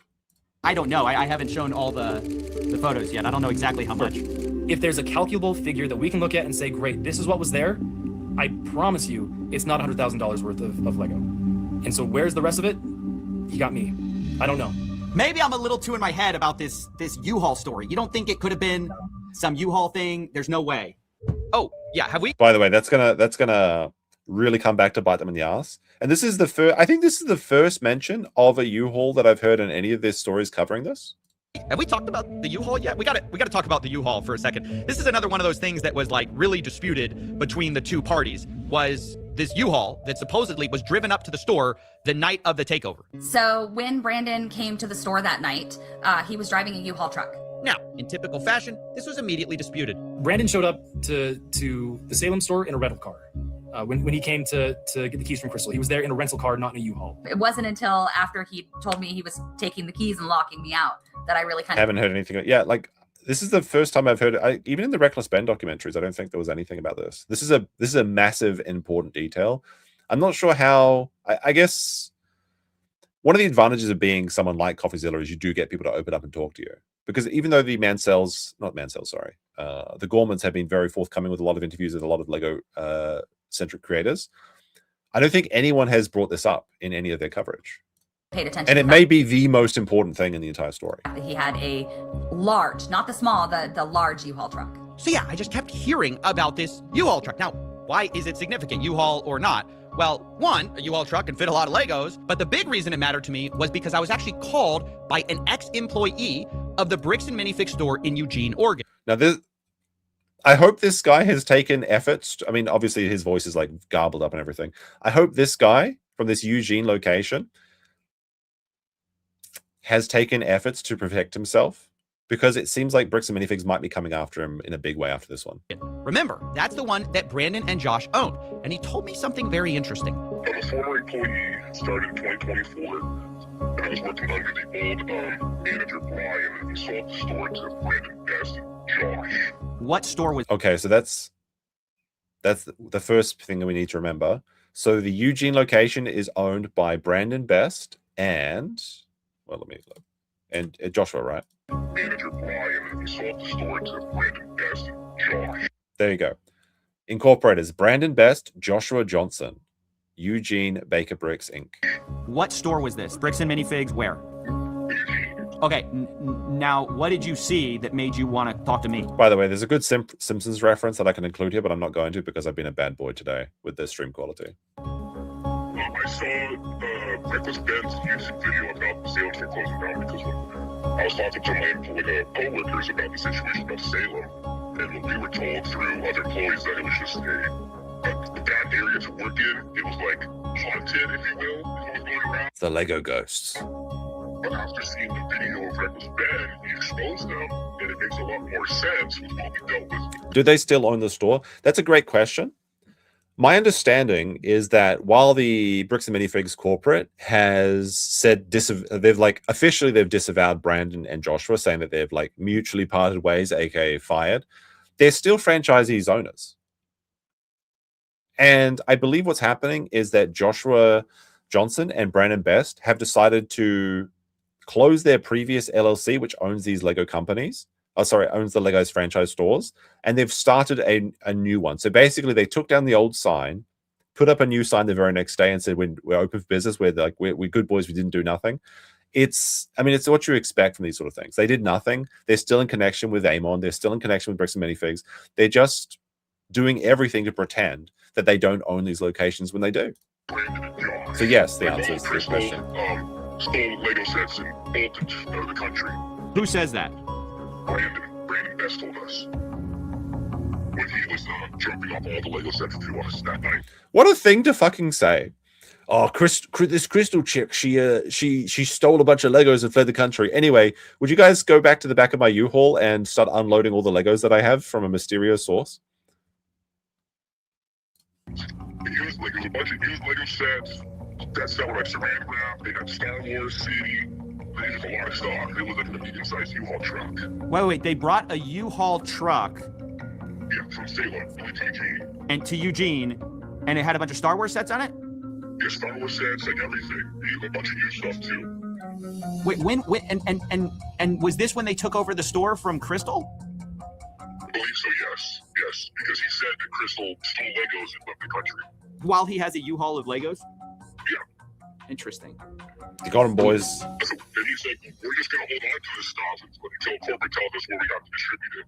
And we're like, well, it'd make more sense if we could take it because we're kind of struggling with, the product to put on the shelves. Oh my gosh. We really got to find out. Was there a U-Haul that night or not? Because everybody... So if this random caller is to be believed, a previous employee of the Eugene, Oregon location, they literally robbed the other store, the Salem store, the Bryan Mansell collection, because their location was struggling. They brought everything in, stocked their shelves, and they're like, well, we'll just sell them at this company, which is the company that the franchise that just happens to be opened by Brandon, the man that was doing the takeover of the Salem store, and Joshua, the one that's been running defense this entire time for Amon and Bricks and Minifigs. Absolutely ridiculous. Disagreeing about it. This Eugene, Oregon guy says, oh yeah, a U-Haul showed up with Star Wars sets in it. Brandon was talking about the Salem store. You've got Matt McNeff saying there was no U-Haul there. It was a rental car. You've got Crystal saying, yeah, I thought it was really weird. There was a U-Haul truck there. So I told the McNeffs, I really got to find out what the truth is here. If you know anything about it, let me know, because that's just something I heard. I do, and it has nothing to do with the Salem store. Well, at least not the Salem store in the way that it is there. Brandon showed up to the Salem store in a rental car.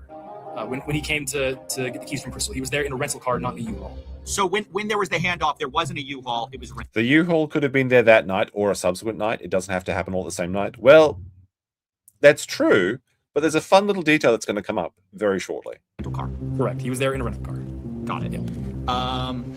Okay. And I think any of the, like if you were to look at the footage, the ring cameras, all that stuff, you won't see a U-Haul sitting anywhere in the parking lot. That's a very nice statement you're very confident about. Look at the ring cameras, look at the footage. You won't see a U-Haul that night. Hopefully this doesn't come back to bite him in the ass. So after hearing all of this, I realized, look, I just got to find the evidence. So I start sifting through these photos I have, right? I realize I have a parking lot photo. I check it. No U-Haul, just a red truck out there. I check another photo where you can see the window. But the problem is it's night outside, so you can't see. And so I'm looking at everything I can, and there's just nothing, I have this alternate angle. I'm looking at that. And then, wait a minute. Not the zoom and enhance. Zoom in on that photo. Bring up the brightness of this photo a little bit, and my gosh. U-Haul doing them fucking dirty, having the U-Haul right on the very... Like, imagine if it just had it on the back. But no, it has to be on the front. Right out front of the fucking store on the very night where the corporate denies there is a... No, the U-Haul doesn't exist. Bro. It's time to Minecraft themselves, I think. There's a U-Haul in the parking lot. You haul them off to jail. Very funny. Right outside of the store the night of November 14th, 2024. This is something that Matt said he had seen footage of, and it couldn't be true. And again, I believe I have seen footage from that night that shows clearly out into the parking lot, and there's no U-Haul. After seeing this, I said, I really have to make a call. And that's when the story changed. So last night, I talked with Matt McNeff. I brought up this question of the U-Haul. He told me emphatically there was no U-Haul. Y'all came to me this morning. You said, hey, we looked into it. There actually was a U-Haul there that night. Can you clear up what that's about? So there's actually two different things that are going. This is when he starts to, like, you can tell that he's out of breath. And he's having to look down at his notes and, like, see how he can pivot. He's, like, going through the cards. It's like, boo, get better material. It's just not working for him. Just to help you understand. And I don't know if you want this particularly not on the record, but we do know of a disgruntled former employee. Oh, here we go. Here we go. Mysterious, disgruntled former employee that you just have to trust me, bro. He really exists. Okay, buddy. Okay. That worked at another location. That back on the 24th of October, there was a U-Haul that went to a storage unit in Salem for another previous franchisee, like for a different situation that we had just gone through some things, and he had a previously. Wait, is this true? Even crazier. Emmet? You mean Ammon? I assume you mean Ammon, because Ammon is Emmet is not his name, but it's Ammon. Ammon, I assume it's Ammon you meant to say. Ammon McNeff is not really Mormon. He got excommunicated 2 years ago. If that's true, that's I guess that's a W for the Mormons. I have some inventory that I didn't turn over that I was supposed to. It's at this storage location. You guys can come pick it up. And so it's odd how employees at good companies stay engruntled. Okay, very funny. Brandon was sent on that day to pick up with a U-Haul inventory that then he moved down, but that was October 24th. So when we're talking about this ex-employee, you're saying they are conflating the October 24th event of the U-Haul coming up to Eugene with Legos with sometime after November 14th, after the store takeover. Is that correct? Am I understanding that? He's like looking at he's like, when he looks down like that, what he's doing is he's trying to think if all of the lies are currently in lines. He's like, all right, I've lied about all this stuff. But this doesn't contradict. Yeah, it should be fine, right? Surely he doesn't have a photo of a U-Haul that night. He couldn't. Yes. So this is now kind of a what strange about story. Dogtober 7th? Never forget. From the couch to the sea, Kaya will be free. Corporate is saying there was a U-Haul at the Eugene store dropping off Lego, but that was from a different night, different collection. The CEO says Brandon showed up to Salem on October 24th for his secret shopper job with Crystal. And separately, he also was getting a different collection of Legos that also included Star Wars. And that's what he brought to the Eugene store, and the former employee is remembering. Then, weeks later, on November 14th, Brandon supposedly shows up again with a U-Haul, but the reason isn't for hauling Legos. Brandon flew in to Eugene that night. This is when you can tell he's getting out of breath from lying. At midnight. So on the flew from Utah on the 13th, but landed in Oregon on like midnight of the 14th. Went and got a rental truck, and then went and stayed at a trailer that had previously been moved up there in anticipation, meaning a camper trailer, in anticipation of the potential hostile takeover previously. Is that why he had a U-Haul? Is that the reason he had a U-Haul, was for this camper, or what's going on with the? Yes. So then what happens is he takes his rental vehicle truck and he tries to connect the trailer, the camping trailer, to that truck. Is this true? Can anyone in chat verify this? The judge who granted the gag order is Amon's cousin. This is the first I've heard about this. If anyone can verify this, I would be very interested to see the details on this. And it's is this new information for that particular weight? And he realized, oh crap. He called around and found that U-Haul had a rating for one of their box trucks, and so he grabbed that, went and got it at 10 a.m. on the 14th, and so he then went and hooked that trailer up to the camping trailer to a U-Haul, drove that trailer down to another location where he could set up the camping trailer in Salem, dropped off the camper trailer, and then he arrived in a U-Haul to the Salem store, and then that's a rumor. Went in, said hi to Crystal. I have to verify that. And then as she was leaving, the door shuts, and so he locks it, calls the locksmith. Takes him a while to finish up the changing of the locks. Brandon at this point is pretty exhausted. So, and he has an hour drive back to Eugene to drop off the rental truck.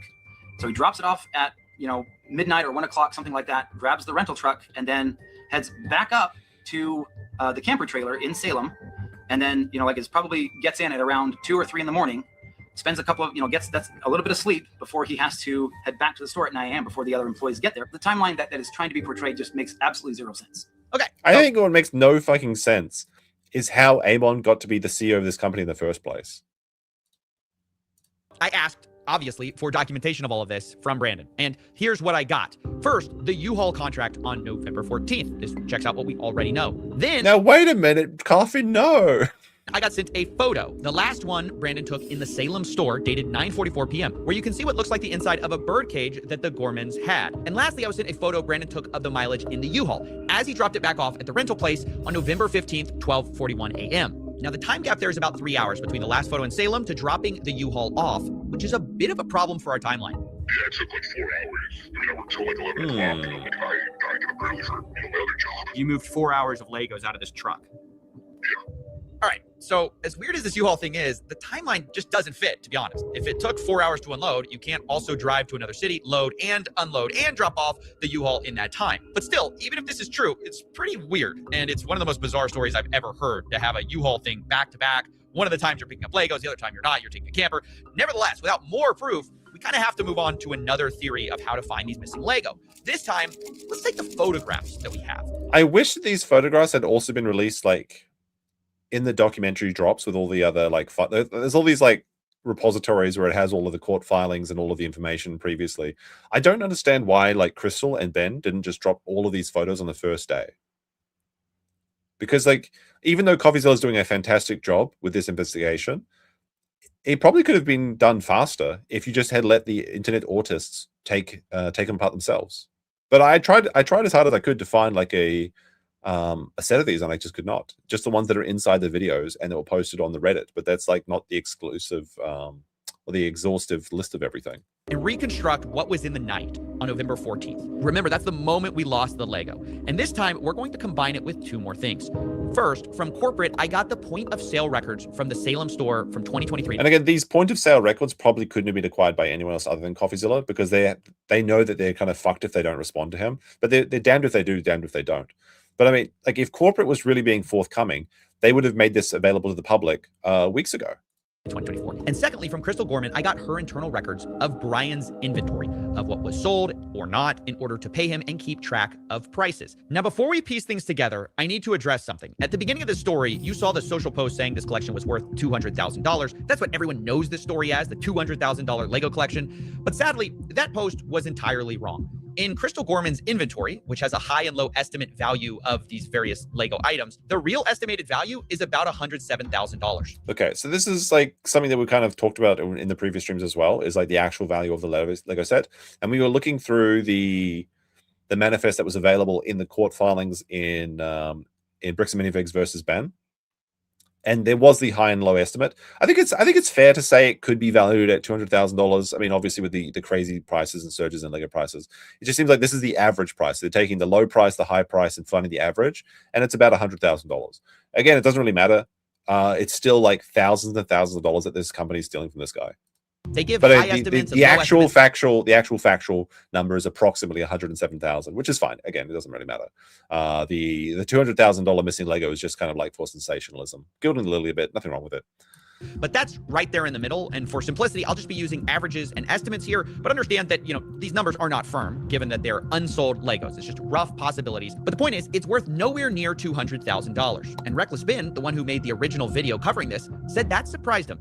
Yeah, this entire time, literally every single person has been telling me there were $200,000. Like, that's how much, like, you could sell all these sets for. My original assessment of about $200,000 was going up to his father's house and looking in 3 different rooms with all the sets. It was before I'd actually gone through and had set numbers and done an actual, like, evaluation. I looked at it and went based on as things progressed, and as I started to delve more into the actual inventory and evaluating it, that number changed. But we put out the press release well in advance of the event itself. So that press release went out before I had those full numbers. So we went this is a nice, even number that will grab attention and bring people into the store. So we went with that. Yeah, it's just marketing. It's a pretty fair explanation. Nothing wrong with that. I mean, to believe that is accurate at the high end. Like, it was one of those things where when she was looking through and going, well, it says this and it says this, like... Yeah, it's kind of like when you have those Charizard and it's like, this is worth $100,000 at auction. But like, is anyone going to really pay $100,000 for a Charizard? Probably not. You don't think even at the high end? You haven't actually seen the spreadsheet. No, I haven't. You might want to cut that part out because he hasn't actually seen the inventory sheet. The spreadsheet says about from between 85,000 to 120 something thousand, in the midpoint about 107 or something like that of what was inventory. Does that sound right to you? Yeah. Yeah, so this has been a really big point of misinformation to clear up, because if we're ever going to find the missing Lego, we need to start with the right number, the right value. It's about $107,000. Now, between 2023 and 2024, the Gormans record sales of about $24,000 of Bryan's collection. Yeah, and this seems accurate to what we learned in the previous streams as well, where I was really confused about the actual value of what Bryan had already received for his Legos and what was outstanding in the November taker month, because it seemed like there was something in the range of $60,000 to $80,000 of Legos that were sold in those months leading up to Christmas. And that makes, that does make sense because people do spend a lot more at Christmas. Speaking of someone that's spending, logistical nightmare says, with 1,000 kicks. As I must sadly join the replay crew, I demand the Simpson clips, spam bees, if you forgive code cope.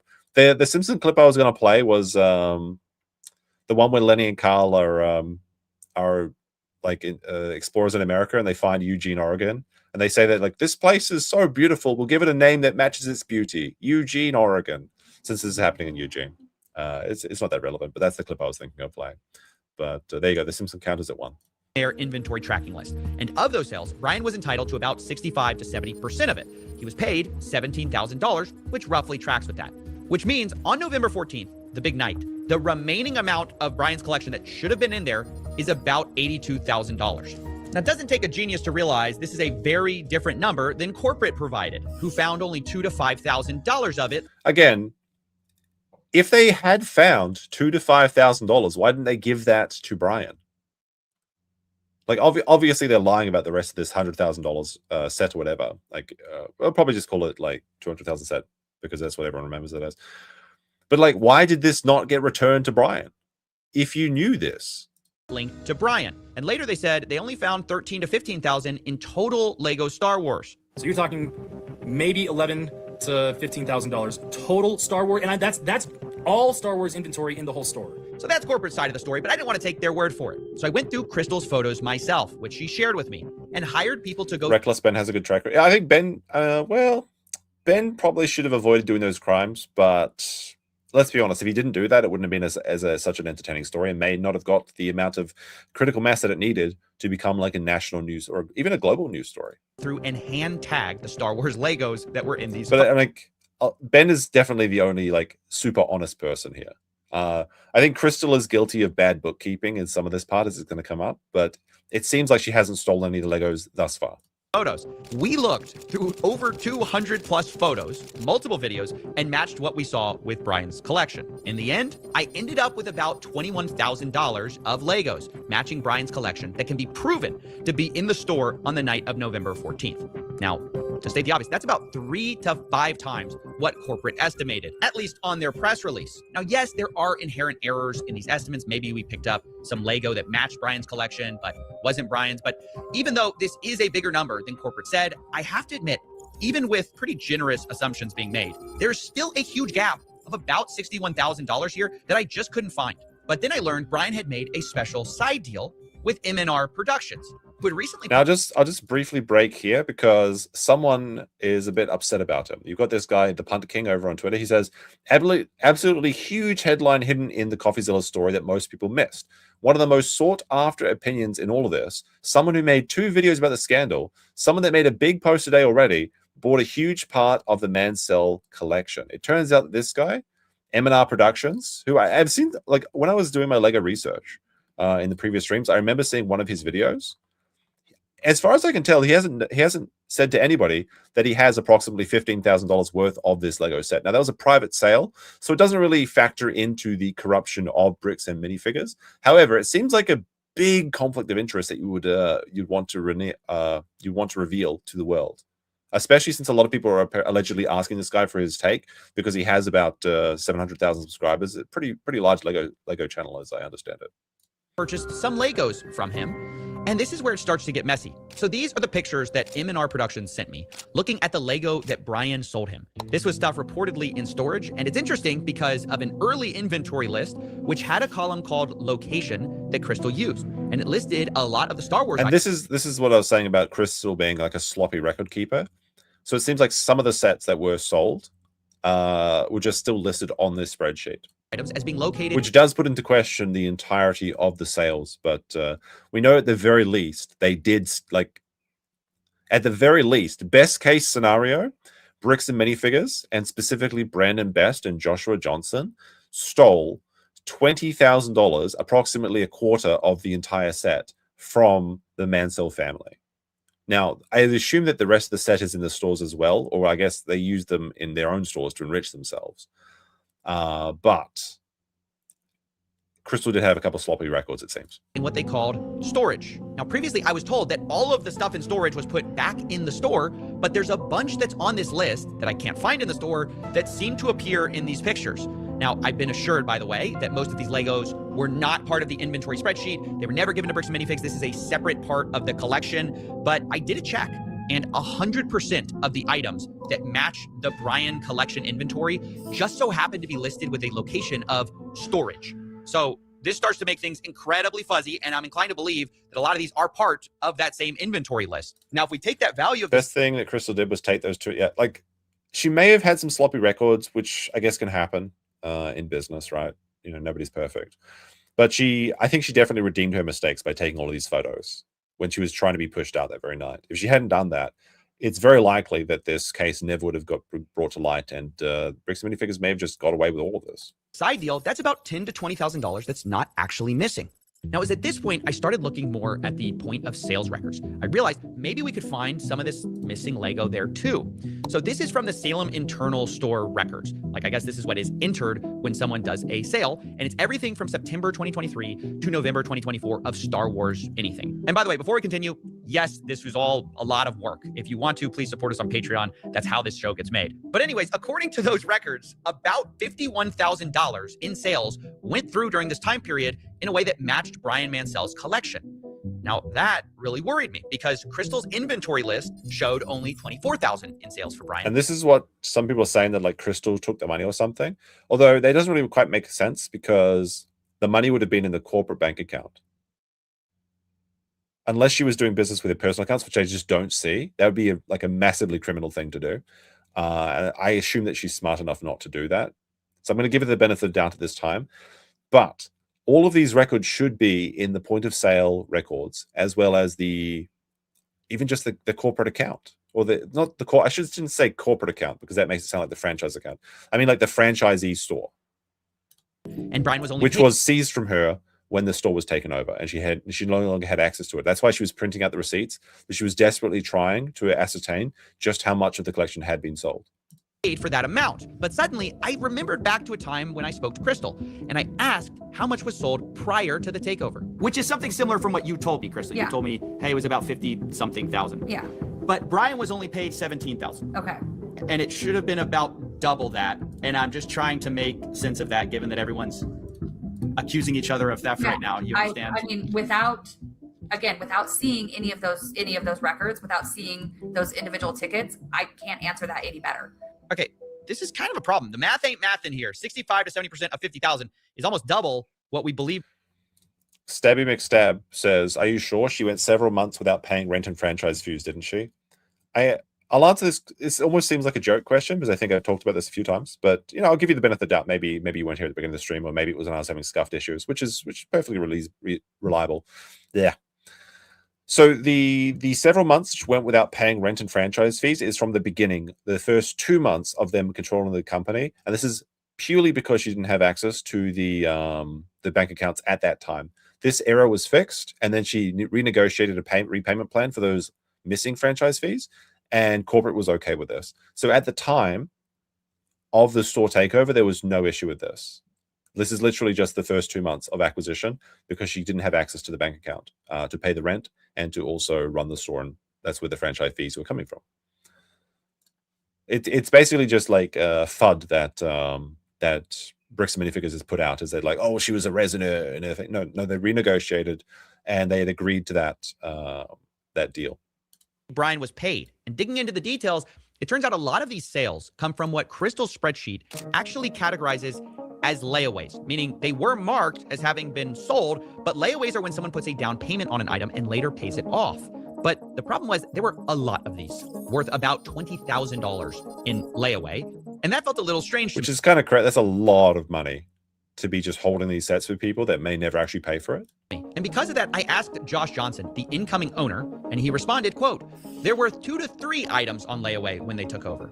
So on the list of that, on the inventory list, do you know about how many layaways? I haven't gone through and done a count, but I know it was vastly more than 2 to 3. It was about 98. That makes sense. So there were about $15,000 to $25,000 worth of sets on layaway.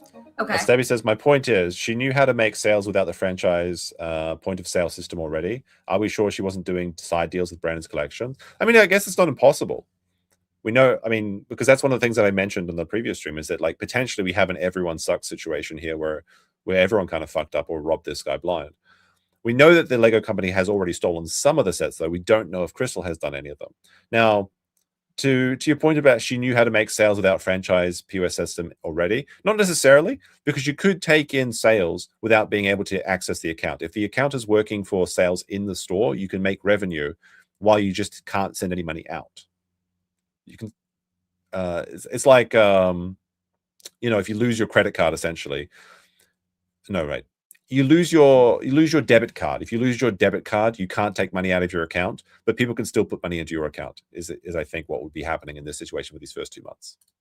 That's just the part that's surprising. That's the part that I can't get my head around. I go, how could, you know, let me just be really honest. I don't believe there was that much layaway. I don't know. I don't know how that's possible. How could there be that much layaway? I don't know. It's like I don't believe, because I was talking to some people about Bricks and Minifigures. They go, yeah, there's some layaway. There's not that much layaway. I talked to people who were neutral, kind of on corporate side, but also people who were just normal Bricks and Minifigs people. They say there's not that much layaway. Help me understand why there's $20,000 worth of layaway here. Oh yeah, that's absolutely. If you talk to other Bricks and Minifigs locations, layaway is extremely rare. I think outside of the Bryan's collection, I don't. Okay, good. I'm not crazy here. So then, why was there so much layaway there? No, absolutely not. Outside of Bryan's collection, I think at the time we maybe had 2 used sets on layaway outside of his collection. It was not a common thing traditionally. I don't know that we'd ever done layaway before the collection came in. With Bryan's collection, it was a little bit different because so much of this collection were new in box, all in one place, reasonably priced, and a lot of the harder to find items. So basically, a lot of these Lego fans were like soy facing when the special Star Wars Death Stars were coming in, and they're like, please, just let me have layaway this one time. And so customers would come in and put, I'm going to guess probably half of those layaway items were not going to be sold to the person who took them on layaway, because we had several that would put them on layaway and then change their mind. So this was something like, you know, somebody would come in and want 10 different sets, but only be able to buy 1. Can I put the rest of those on layaway so you don't sell them? I'll pay $10 to put these sets on layaway. Traditionally with layaway, we would ask for 10% down. They'd have 30 days to make their next payment, or we'd refund the layaway amount and then put it back on the shelf.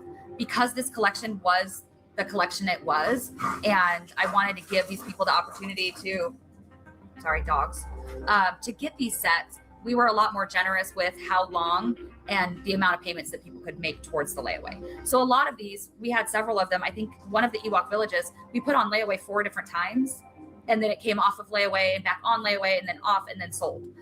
So a lot of these would have gone on and off of layaway and then back out on the shelf, just depending on the person who was putting it on layaway. That was completely unique to this collection. Seems like a bad, like, I'll be honest here, it sounds like a really bad financial move for them, since these sets were very valuable, rare, and discontinued. It's like, just because the guy's like, oh my goodness, I need to have all these Legos, here's $10, like, just don't do that. Like, so I think we can say that Crystal's guilty of being a bad manager, perhaps.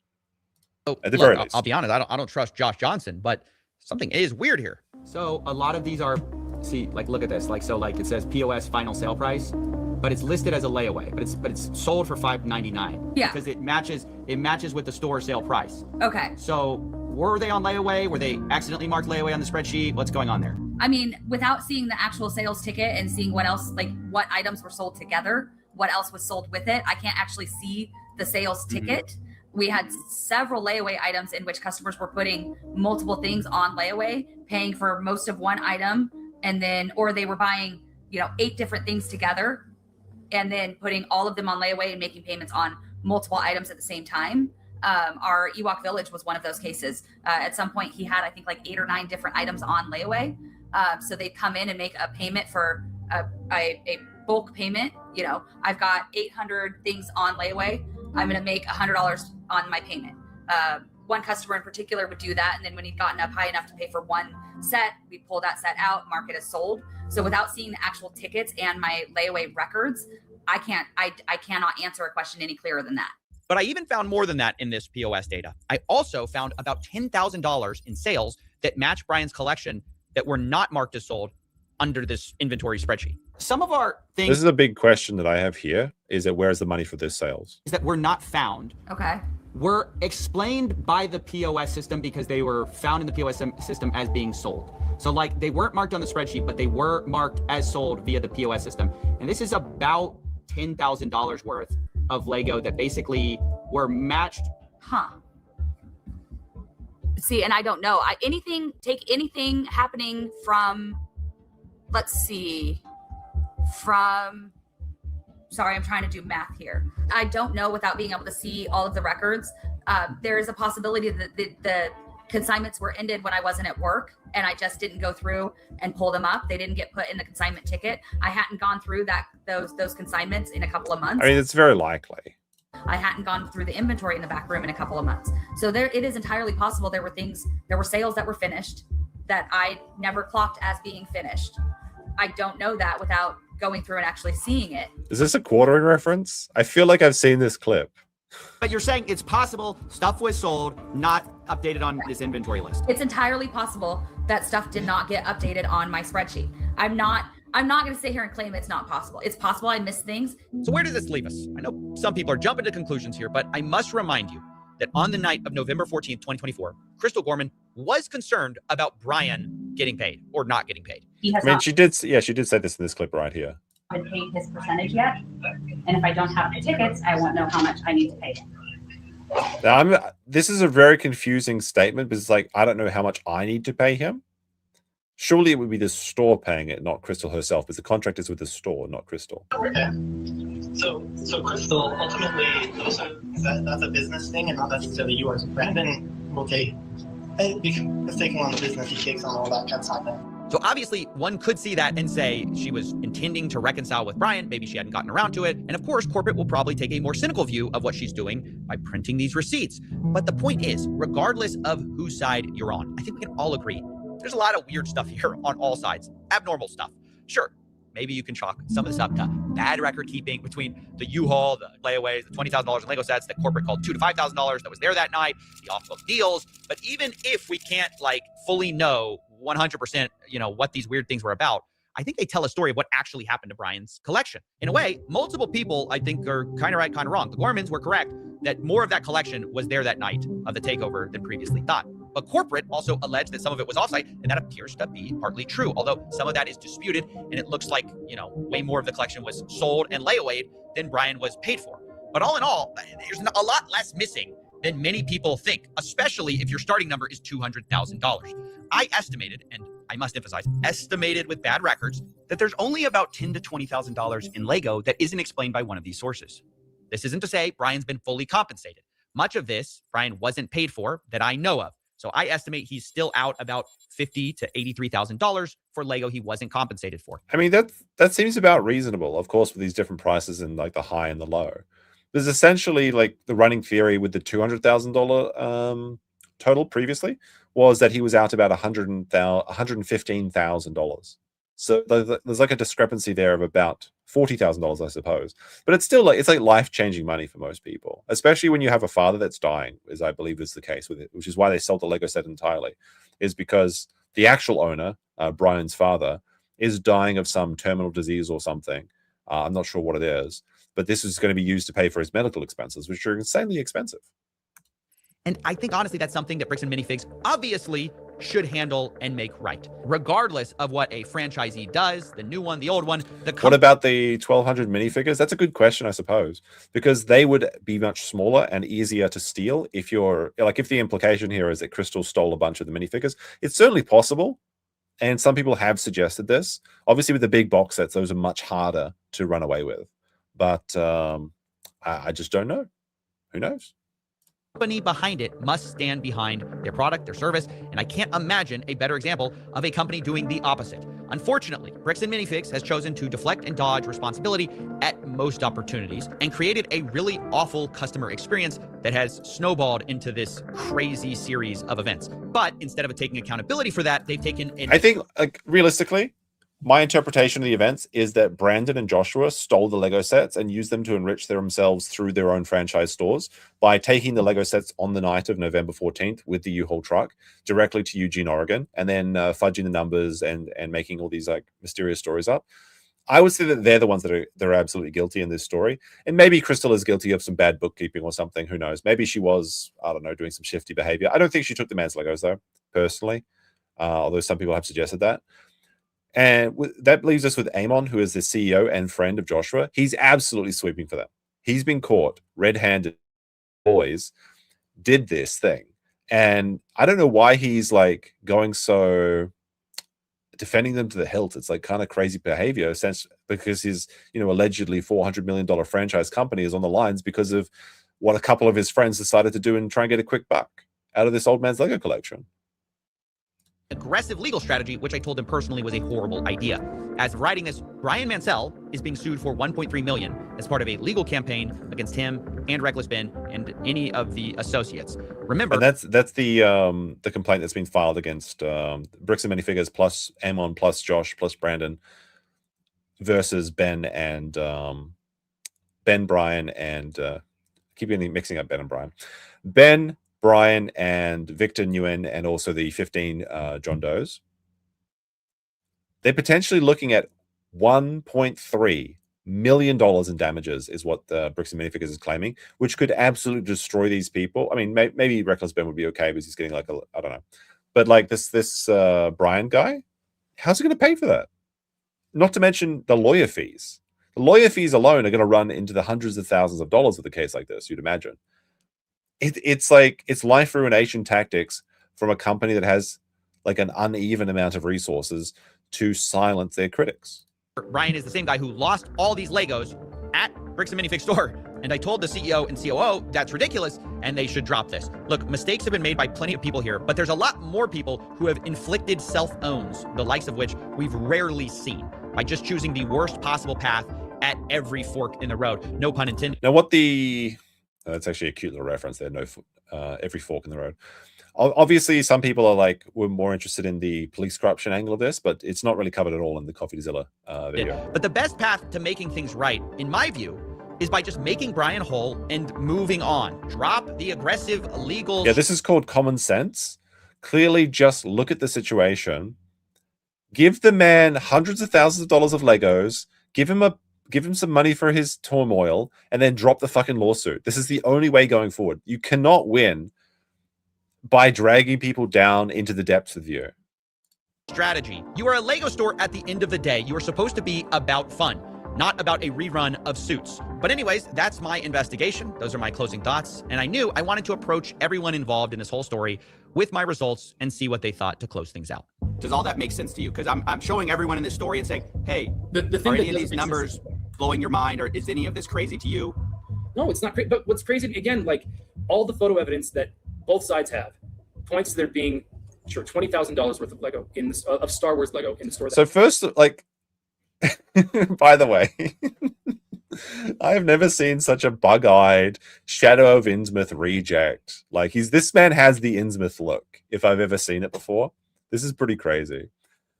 But so this is the guy that's like $2,000 of Legos was found. All right, $20,000 of Legos is found. Okay, what's the deal? It's not 200,000. The number keeps getting larger. Just give the man his Legos back. Right? I don't know, man. I'm just Can people understand maybe why there was some confusion and why there was some hesitation when somebody comes in and says, hey, you owe me $60,000 worth of product in Lego, and we go, we don't even know who you are. Like, yeah, Crystal mentioned something about consignment on her way out the door. By the way, this is going to get blow up in his face in just a second. And we go, sure, we'll get that figured out. But then the guy just walks in and demands $60,000 worth of Lego. Like, what am I supposed to do other than say, cool, show me, can you show me the proof? The problem is there's so much of a dispute on the timeline, and this is what's going to make the story so hard to tell. Is like, I don't know why Coffeezilla's voice is roboting. Just in case you guys think it's my internet, that this is just on the Coffeezilla. they say you guys are unreasonable. They tried, and eventually they gave up. But they say they tried it. They were basically met with like unreasonable requests, things like that. So verification, documentation, is that unreasonable? Do you think? Well, I think they would say they provided the documentation, and you guys say you need more documentation. So I mean, that's kind of the right. A spread, like I understand, a spreadsheet and a contract are a good start. Yeah. Yeah, but we never got that. That was never sent to us at corporate, by the way. Y'all do have the spreadsheet though, yeah? That was shared online, but months after we asked for it. It says it's. I'm so confused. This is really funny, this part. It says I'm on the file right now. It says storage used, owned by BAM Franchising Inc. Owner Salem.or BreaksandMinifigs.com. What are you looking at? It says owner Salem. No, not the Google Drive betrayal. Showing the owner as the store. No. .or at BreaksandMinifigs.com. That's you guys. It says owned by BAM Franchising Inc. It says created September 6th, 20. No, not a month before the store was taken over. Not like this. No, you can't do this to me. Don't you know how much I've sacrificed? 24. You rat Google Drive.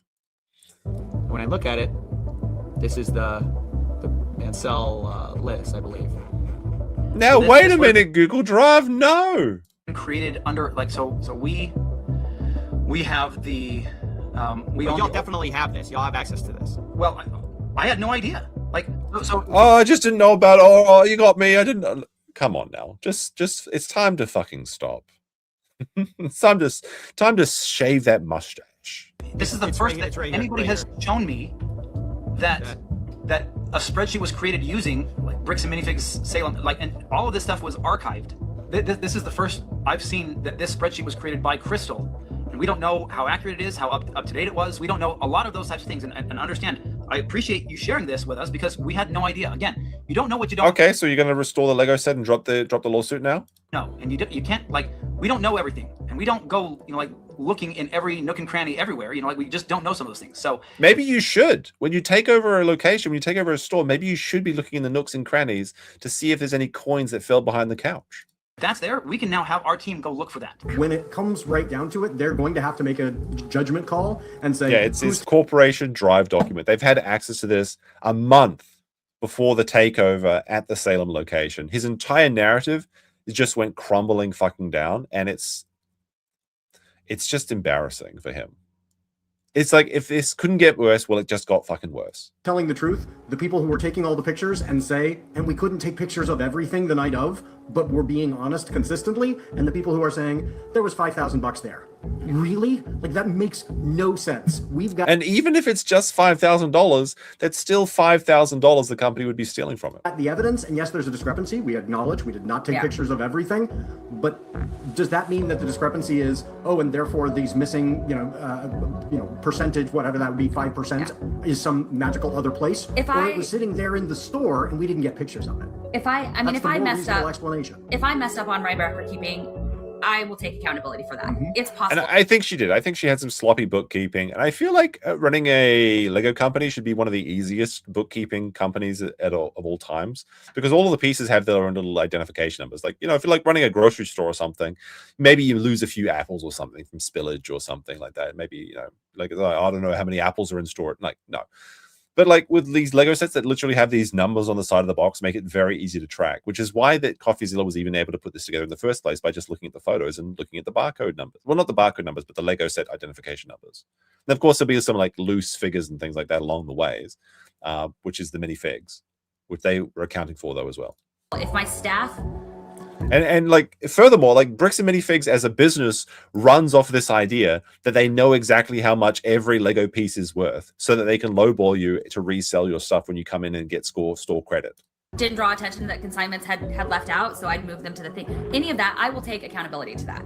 I am more than willing to do that. I need BAM to show me those tickets.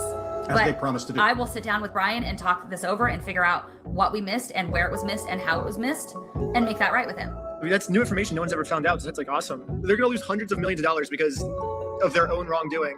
They're literally going to destroy their entire company because they're this stubborn over maybe $20,000 worth of Lego. Sure, I'll be keeping you in the loop with what Nice. I'm excited. This was good work. My other final thoughts is, dude, you solved it, dude. That's awesome. All right. As of the making of this video, Brandon Best and Joshua Johnston are no longer working at Briggs and Minifigs. This is false. Well, it's kind of. So Brandon and Josh were fired from their corporate positions. They are still franchisees owners. They closed their previous LLC, which owns those franchise locations, and re-registered a new one. That happened a couple days ago, as I understand it. Bricks and Minifigs is suing Bryan and Mansell and Reckless Ben for over $1 million in damages. Yep, it could even be more than that. So I think they're asking for double the actual damages. So they could be looking at even more than this as a penalty from the judge if they are so victorious in their claim.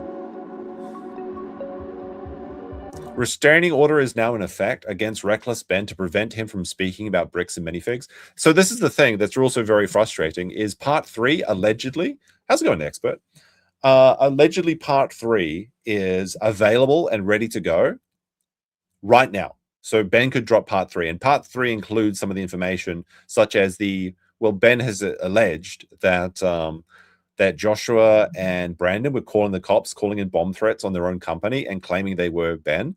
However, there is there's a few like details that are a bit concerning about that, because it seems like this came out after the documentary dropped. So it may be that there is third-party agitators that are just like, there's always like some trolls, that get in with this sort of stuff like that. But this is apparently part of the big expose in part 3 that we can't see, I guess, until the restraining order is dropped. And this may not be until the end of the lawsuit. So we are in a situation where we just never see part 3, or at least it's like 2 or 3 years down the line when this is eventually hashed out in court, which is honestly just like terrible. Like, it's just like, fuck it. You need to see the conclusion, obviously. Let's see. The Gormans are suing Bricks and Minifigs. The lawsuit claiming Bryan's collection had an original aggregate value of around $250,000. But yeah, that's on the high end. All right. So that's the conclusion of the Coffeezilla video. Honestly, fantastic work. And goes to prove that, yes, indeed, at the very least, in the best case scenario, Bricks and Minifigs has stolen $20,000 from the Bryan Mansell family. Now, is that the $200,000? Not quite, obviously. But there's still allegedly $50,000 to $80,000 missing of the set and funds that are owed to Bryan. So that's just the way it is. And again, like, I think my conclusion from this, and let me know what you guys think in the chat. It's a 10 out of 10. It's a very good video. It's fantastic. I'm subscribed to Coffeezilla on my other channel. It's just that I'm watching on my YouTube premium account. Okay, guys. What was I going to say here?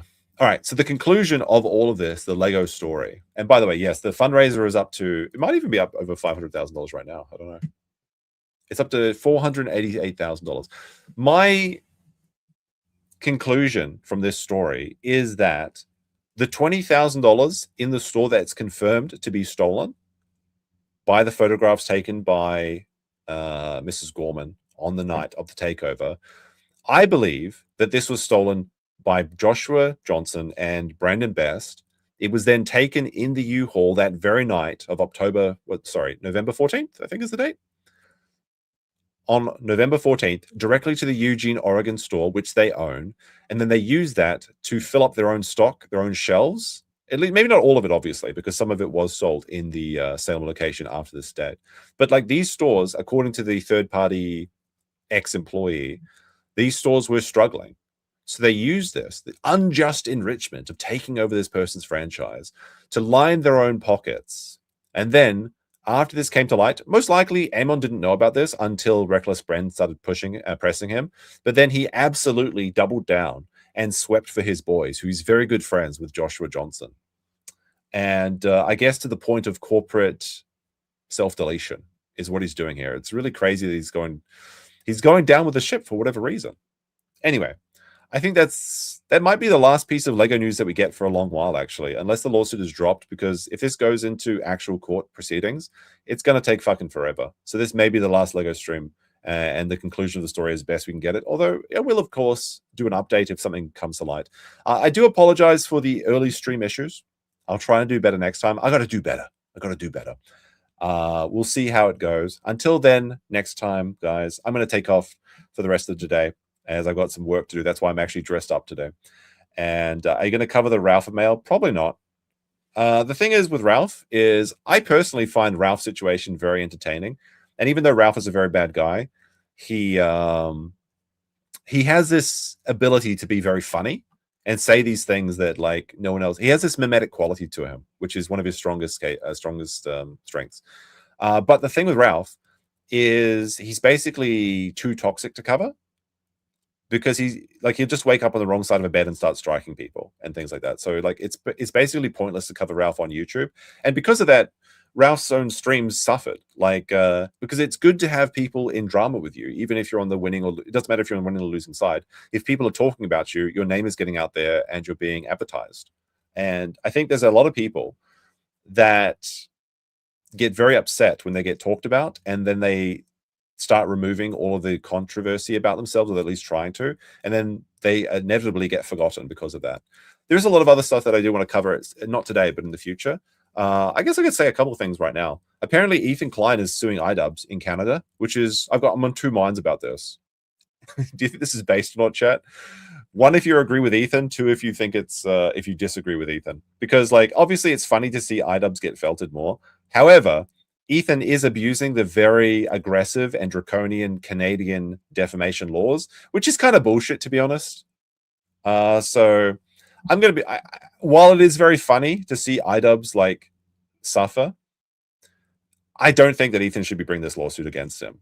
I will say though that it is beyond belief that what iDubbbz is doing about this, because he was late to a 1-minute live stream. He decided to announce all of this on live. It doesn't make sense. Why would you go on a live stream to announce this unless you're trying to fish for donations or something? But he's late to his own live stream, and then the live stream is live for literally 1 minute, and then he ends it. Just make it a video. Now, somebody brought up that maybe he made it a live stream because he can't afford to post it on his main channel, because every time he posts a video on his main channel, he loses subscribers. But that's like so fucking stupid. Like a 1-minute live stream. Like most people don't even get their notifications until the stream goes live. That's why you've got like 30 minutes of preamble and AI songs on the casinos, because you need people to like warm up and get ready and get into the kick chat and stuff and everything. So that might be interesting to cover. We've got some quartering stuff to go over as well. I've been kind of saving up the quartering, but like I kind of got burnt out because listening to Jeremy is so annoying. It is very funny to see how he continues to fail. One of the funniest things, I guess this is like, we're just in overtime now, chat. So as long as you can keep me talking with questions in the chat, I'll keep talking to you. How's about that?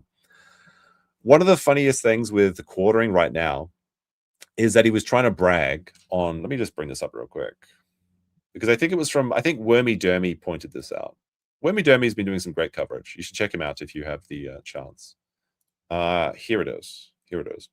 So I posted this on Twitter, but the quartering was like, by the way, I like it how the quartering, he's like, I'm going to be quitting. I'm going to quit Twitter. It's not good for me. Okay, I'm going to keep, wait, I'm using a different camera now, so my hands aren't on there. I'm going to quit Twitter. It's not good for me.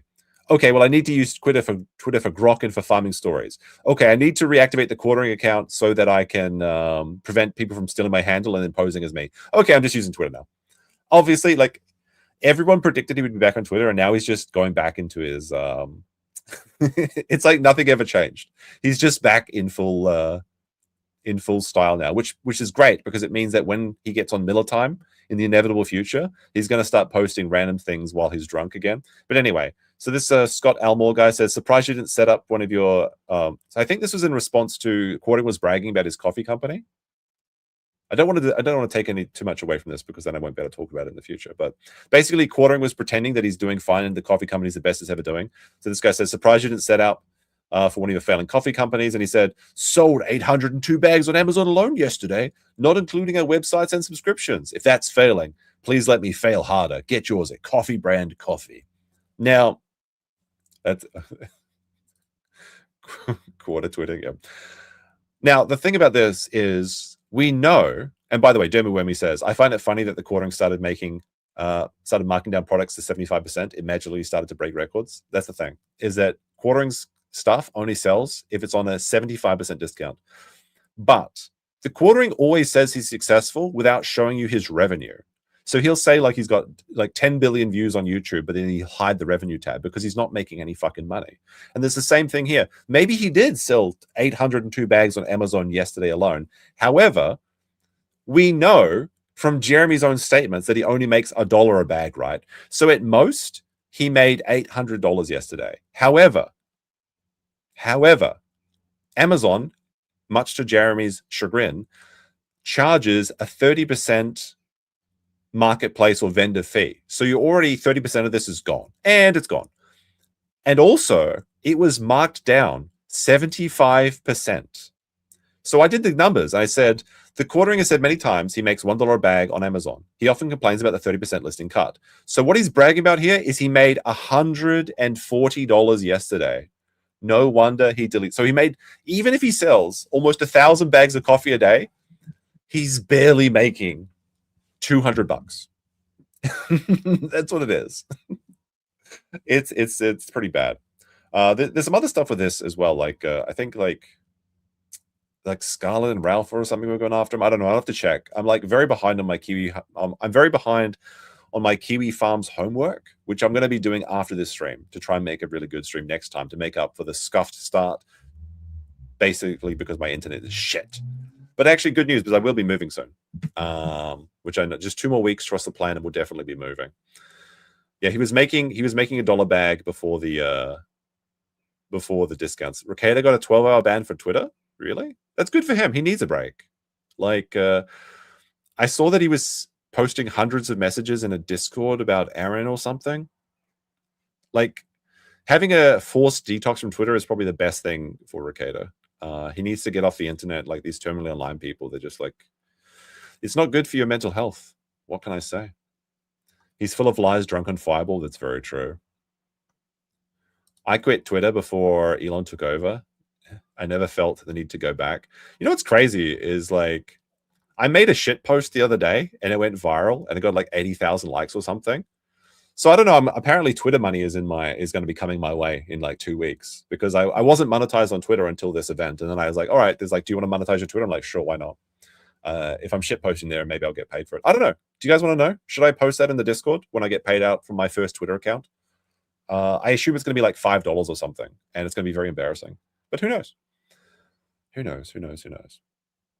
Scarebro is the last A-log standing. Scarebro is doing the good Lord's work, honestly, because like it's so tedious to cover some of these lolcows. Like they've got hundreds of thousands of pages on their Kiwi Farms, and their voices are just very grating to listening to.